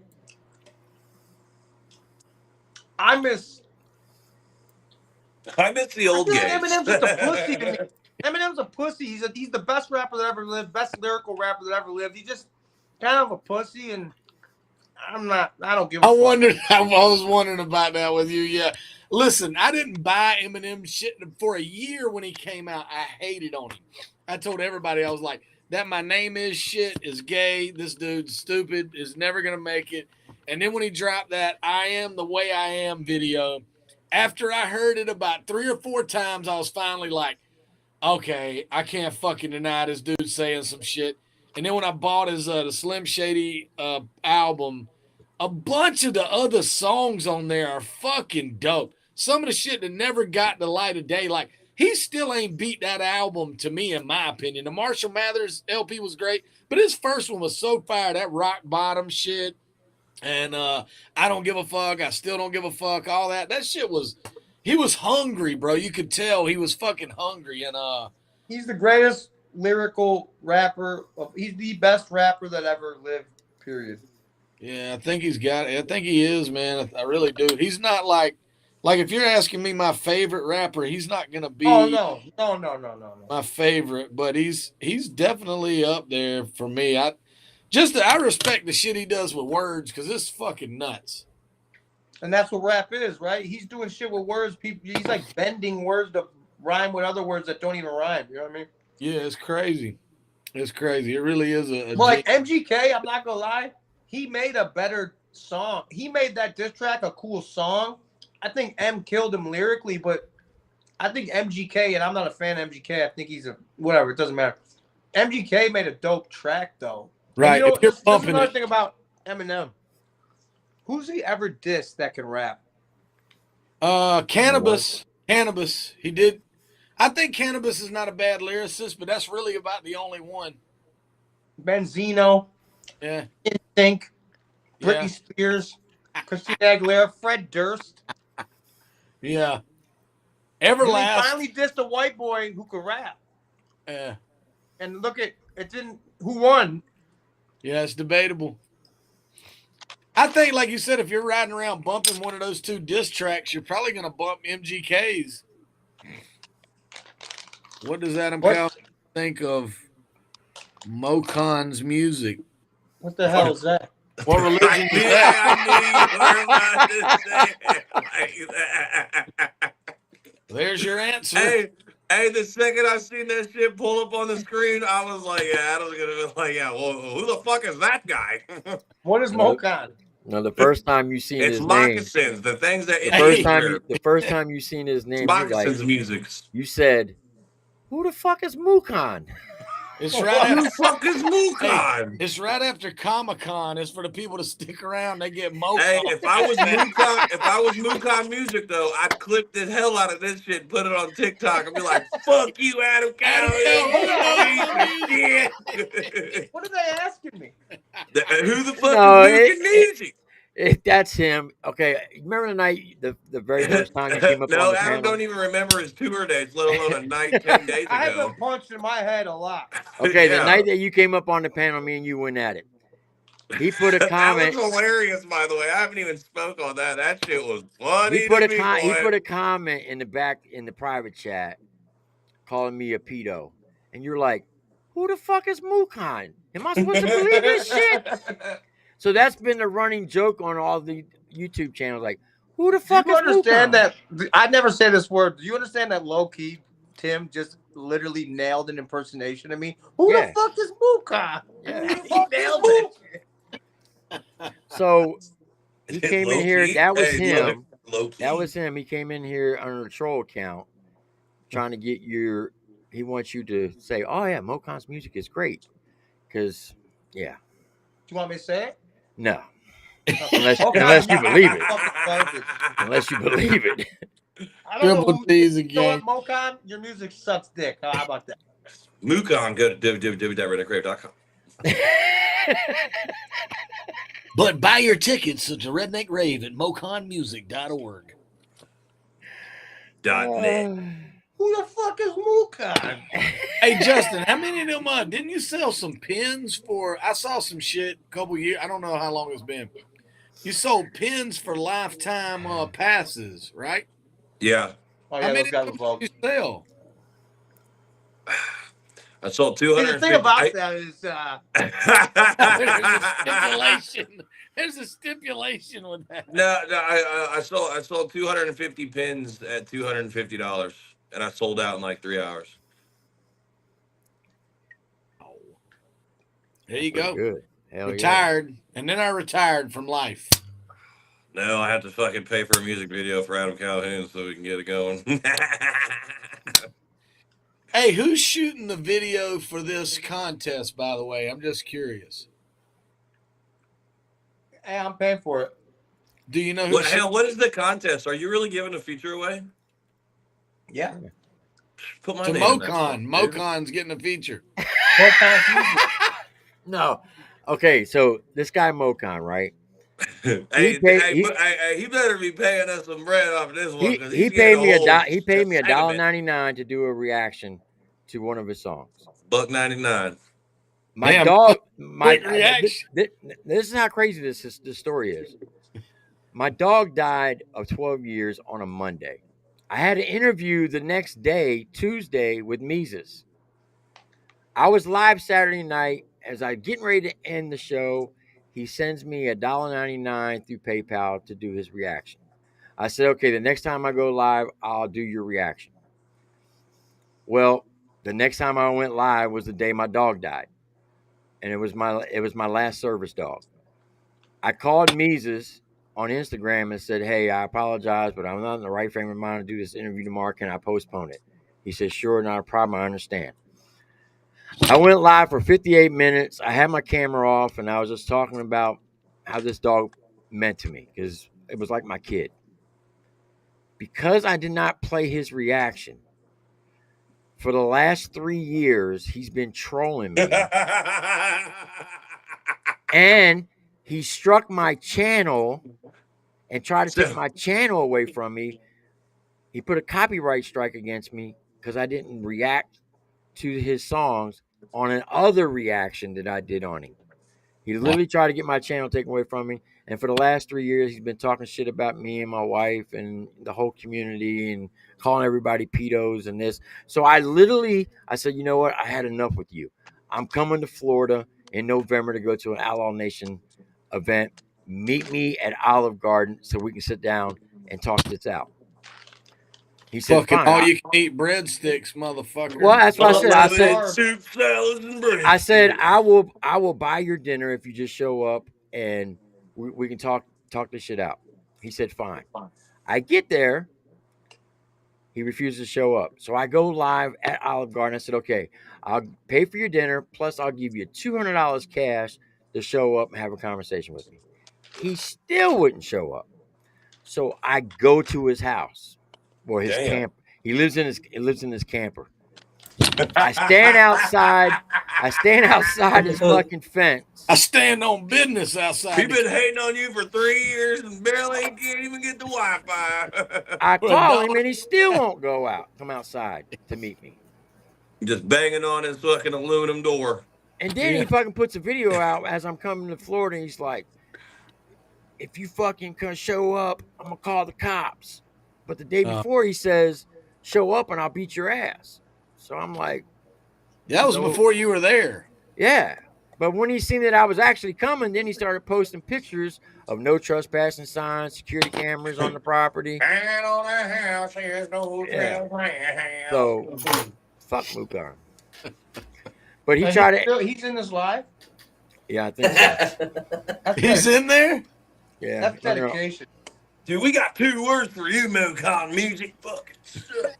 So he wanted to enter the rundown. So I sent him a release form. I said, sign this release form. And you're doing an awful lot, Tim. You just gotta let him go. How the fuck you let him go? I don't talk about this guy though. He goes live every night with 2 people in his chat screaming into a mic for 3-4 hours every fucking night.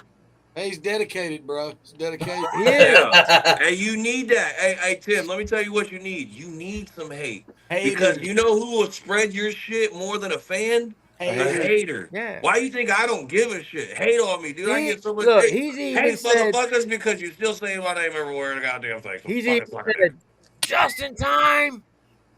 You stole the redneck rave from me. I was the first crazy white boy to do the redneck rave. You stole he said that, didn't he? Yeah. Yeah, he did. Triple T, that's the worst $1.99 you ever made, motherfucker. You ain't never lied. Hey. That shit was $2 from hell, boy. All money ain't good money, Tim. You ain't lying. But Adam, how do you say his name again? Hey, when he dies on his head, no, how did you say? Who the fuck is Mukon? Who the fuck is Mukon? Hey, that would be my tag, dude. If that was me, Mukon Music, if you're watching, you take what Adam just said. That's your tag, dude, on the fucking every video. Every video. Who the fuck is Mukon? Yeah. That's perfect. I would do it. That'd be my fucking tag. I'd copyright it. $1.99 reaction, boys. They said you're all making him famous now. Got him in trouble. He tried to give a man $200. Dude, I'll go print. I'll print some damn shit. Well, Adam can print some shirts too. Adam print some shirts that says, "Who the fuck is Mukon?" Who the fuck is that guy? Hey, bro, Triple T is the best adversary you can ever have. This motherfucker's gonna buy you dinner. He's gonna get you. Hey, and I even told him. I said, listen. Fuck you, Triple T, you piece of shit. I told him, I said, you know how stupid you are? Triple T ain't even buy me an appetizer, that motherfucker. I said, all you had to do was show up, get a free meal, collect the $200, and play nice and then go home and talk shit, and you can make me look like the biggest fool, but you wouldn't even I show up. remember. Hey Adam, I remember when you were doing shit like that. You'd be like, I got $5,000. Come Oh, get it, Alexander King. motherfucker. Come get it. Oh yeah, didn't you do it to Alexander King, right? Look, they Yeah, even put smiley faces on it for you. Wait, what did you say? But before that even happened, Alexander King came out to the house. Everything was cool, and we boxed. He's got the footage. We boxed like 2 days in a row. That's another thing I've never talked I didn't even about. know it was for him. I thought it was for fucking some random fucking dude that you did it with. I've done I it. didn't even. Actually, I spent a lot of money in plane tickets of that. That's what I'm saying. I know there was a time, like a period in your career, Yeah, dude, I where was you were just really. like, "Yeah, I'm flying this bitch out of here." And it's not because I thought that I was gonna beat their ass. It's because I want them to say it to me, and then you could beat me up. I don't care. Just you understand? How did he do that? I did hear some really respectable shit that you did at one time too that I'd like to ask you about off the record. I'm not going to talk about it on here, but I think it was pretty darn tremendous. I'm not going to get into it, but I was like, just say it. That's like a bottle rocket. That fucking yeah. Boo. No, yeah, there's me no and pop. Alexander King, we sparred a bunch of rounds. And it's all good. Like whatever. Here's the picture I did. It says, and the two have to be pictures of cows. Mocon with the, Who the the zero, fuck the is O's Yeah, what the fuck with a is that? cow face. You're literally What the fuck gonna is a give this guy Mocon? so many intros and outros. He'd be smart if he'd use him. He'd be Dude, fucking hella what? smart, dude. Next thing you know, he's gonna be booked at the Redneck Rave. Shit, $2,500. Where you at, Mukon Music? Let's get it, big dog. Where you at, dog? Let's go. Justin, when is it July what? July Mukon 18th. Music can come July 18th to the 20th in fucking Marcellus, Michigan. I know his fucking dates and location now. I've heard him say it so many Bro, times. tell him no charge though. You don't want to pay. He said, I've been rapping since MySpace. What the fuck does If that I mean? didn't go to prison, I'd have been more famous than Jelly Roll. I'm like, this motherfucker done lost his mind. Jelly What was Roll that is- MySpace? Jelly Yeah. Roll is absolutely It's the going. biggest artist on the fucking planet, dude. Yeah. Yeah. Bro, this dude's with Sylvester Stallone one day, Eminem the next day. It's Yeah. like, what the fuck? Hell yeah. Oh, Dude, he's have you killing seen it. Theo Von do an impression of him? Yeah, Jelly when he gets Roll excited accepting and shit the on award? stage. Did you see that? Yeah, dude. Fucking great, bro. It's great. I have to He's watch like, that. I have to he's check like it out. Jelly Roll's full of so much emotion. Any award he gets, he's like, and I'm telling you right now, if you're working at a macaroni grill, you can make it up here where I am. He's like, and this is for all my people in the bars in the penitentiary. You can do it. Bro, Theo's fucking lights out. He's like, there's somebody right now that's got their size 11 foot and a size 9 shoe. And I'm Yeah, he said that. you can make it up here. You can be up here with me. It's great, dude. I'm watching that one. What do you say? Yeah, I I'm doing gotta this watch for the Theo Von. losers and Theo the Von is- has-beens. Theo Vaughn is special. He's very Yeah. special. Dude, He's I'm so hilarious. old. I like Pat McAfee. From You MTV. guys I watch remember- Pat McAfee at all? Yeah, the ex-football Yeah. player. Yeah, I love Pat McAfee's funny as fuck. Theo Vaughn started off on The Real World. Yeah, I remember him from that, Did bro. not know I that. remember watching him when I was little and being like, this dude is fucking hilarious. Yeah. He's like, I beat autism. Or I beat Down syndrome. Yeah. I beat it. Bro, when he talks about his family growing up in Louisiana and all that shit, he's hilarious, dude. He's good. I'm telling you. He's better off the cuff though, like Yeah, just when he's freestyling. right. He's not really like a Eddie Murphy or some of them. He's good with that too, but not as good as just Well, Runt has a question. Adam. what was that? It's- Was that Mocon it's- Music hacking in? That was Mocon hacking in the live stream. He's coming here. It's Dude, bring Mocon. him in, dude. How's it do it again? Bring him He's in. live. Look, he's live right now talking shit about us. Oh, you hell had a yeah. question? That's Dude, him in. hey, That's send him him in. the link. Hey, Triple T, send him the link, dog. Send him He the won't link. pull up, He dog. won't pull up. He won't Dude, pull bring up. him in, man. That would be great to fucking. Come get That'd these be hilarious. breadsticks, boy. Adam, you just got to hit him with the intro. How does it go? He's playing white rapper right Fuck is now. Mocon? Who the Bring fuck him is in this Mokan? bitch. Bring him in here, man. He's playing White Adam. Rapper right now. He's playing your song, Adam, right now. Talking shit.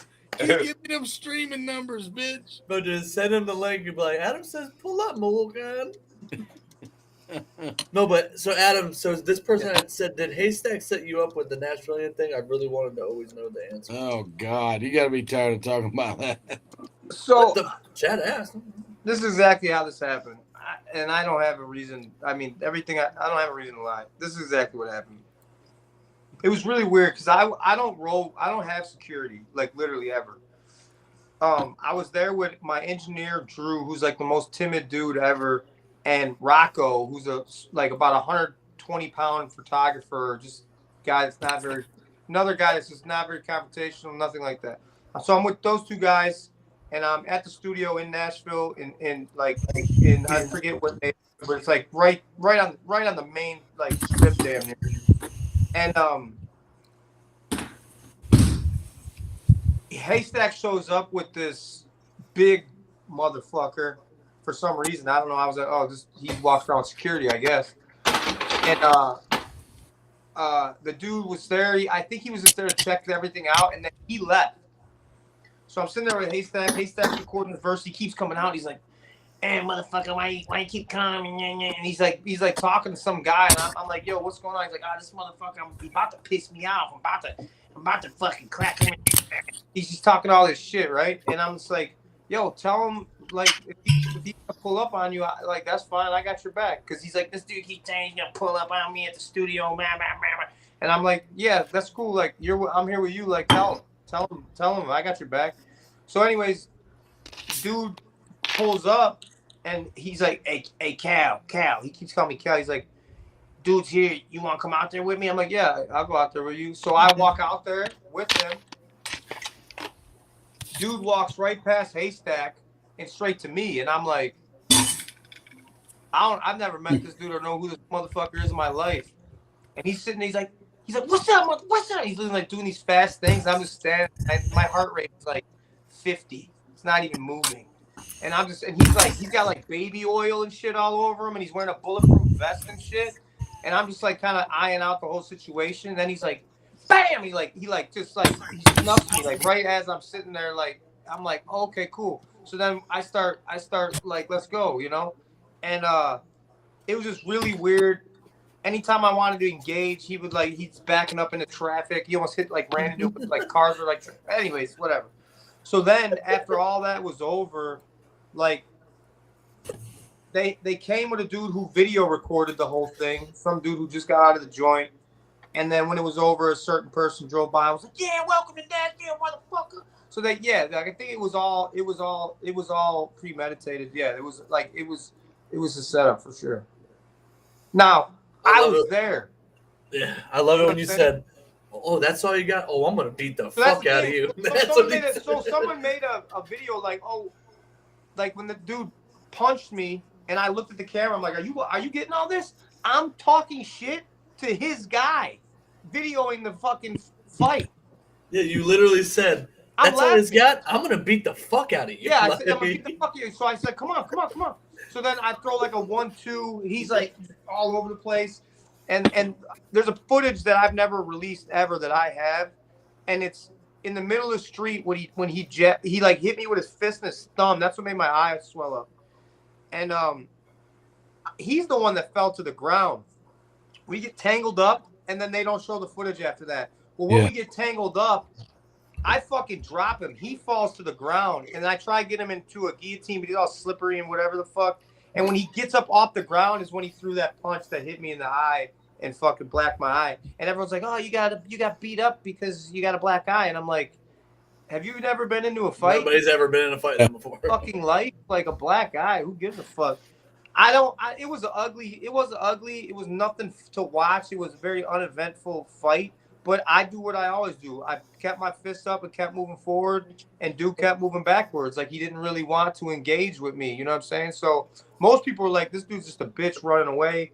Some people are like, "Oh, you're not a fighter." The point is, I walked out in the middle of the street, in the middle of Nashville, with no one having my back, and there was 3 of them out there, and only me, and I didn't back down. That's the point. Ran it. Yep, and ran it. That's the fucking point. Yeah. Yeah.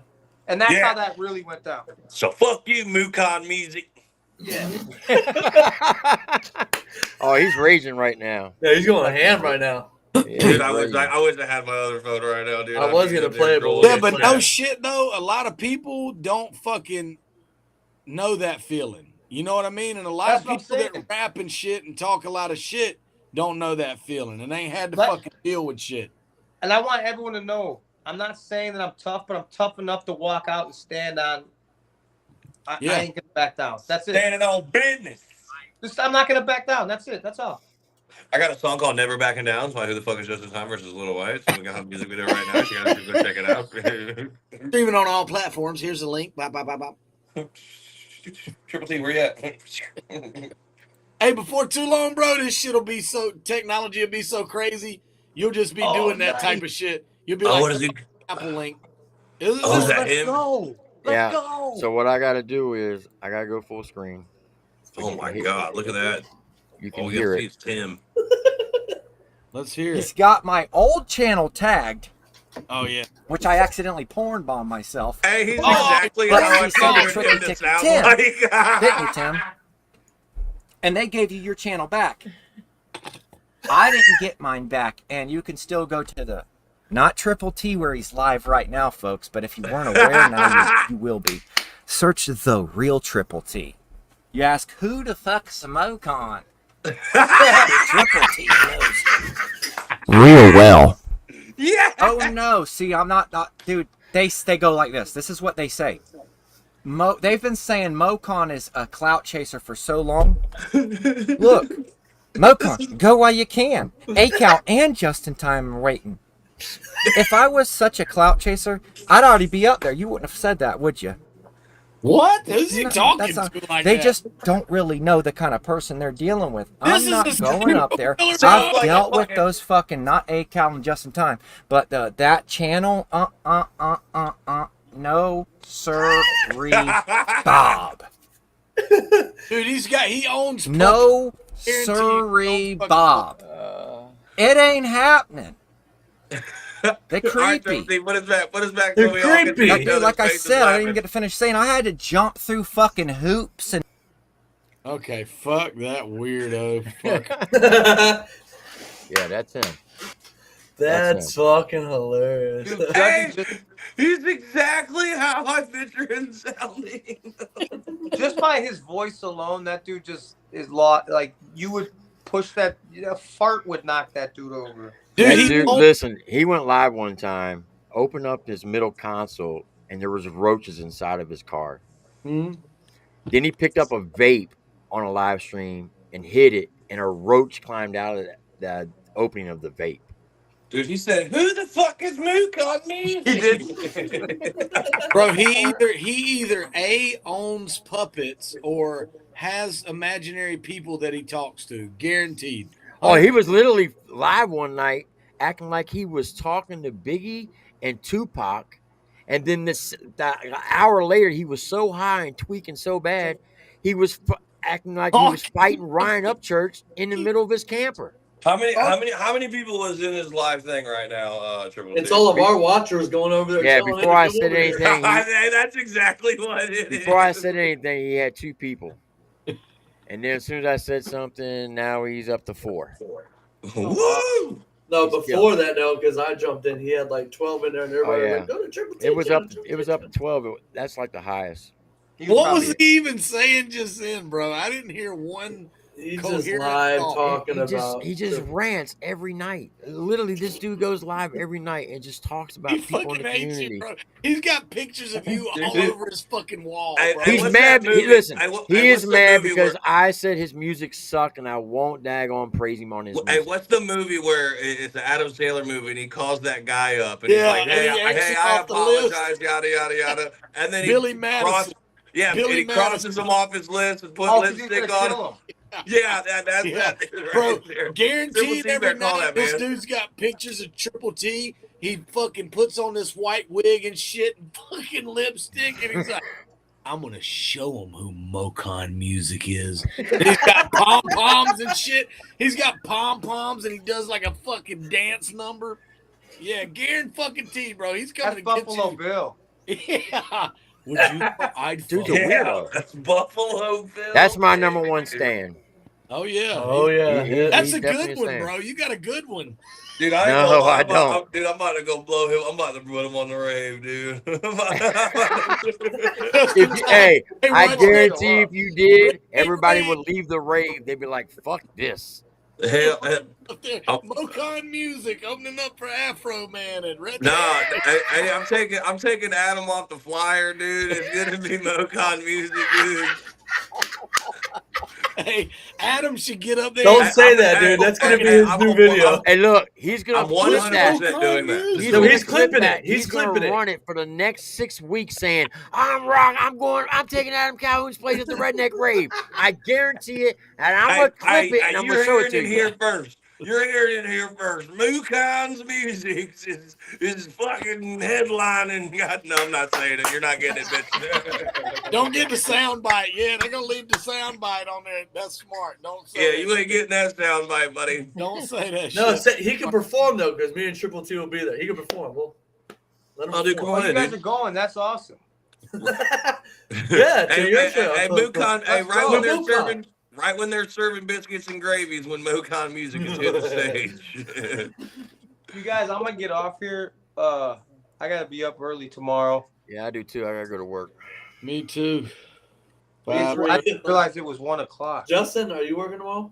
I'm gonna go try to. had I'm an gonna go try to amazing find my. time. I'm It gonna was go try fun to as find my hell. family. Shut up, Justin. Good to meet y'all, man. Good to meet y'all. It was For nice talking to you, dudes. man. It was nice talking to you. So, man, I'm gonna text you about an interview for later on. If you don't mind. Yeah, man. And if Simple, you love you, got Bubba. another spot, man, Love you, brother. whenever somebody can't be here for this, I'll slide in, bro. I enjoyed this. Most definitely. Yeah, this is the Simple, longest man, it was rundown nice we've ever done. Talking with you, dog. Yeah, man. You too, bro. Everybody, take care. Justin, love you, brother. Love you, Thanks. Bubba. Hey, make Thanks, sure Adam. guys, don't forget the most important fucking thing in life, man. Tell your dad, tell your mom, get your tickets at www.redneckgrave.com. All right. Thanks, All Justin. right. Later, boys. All right.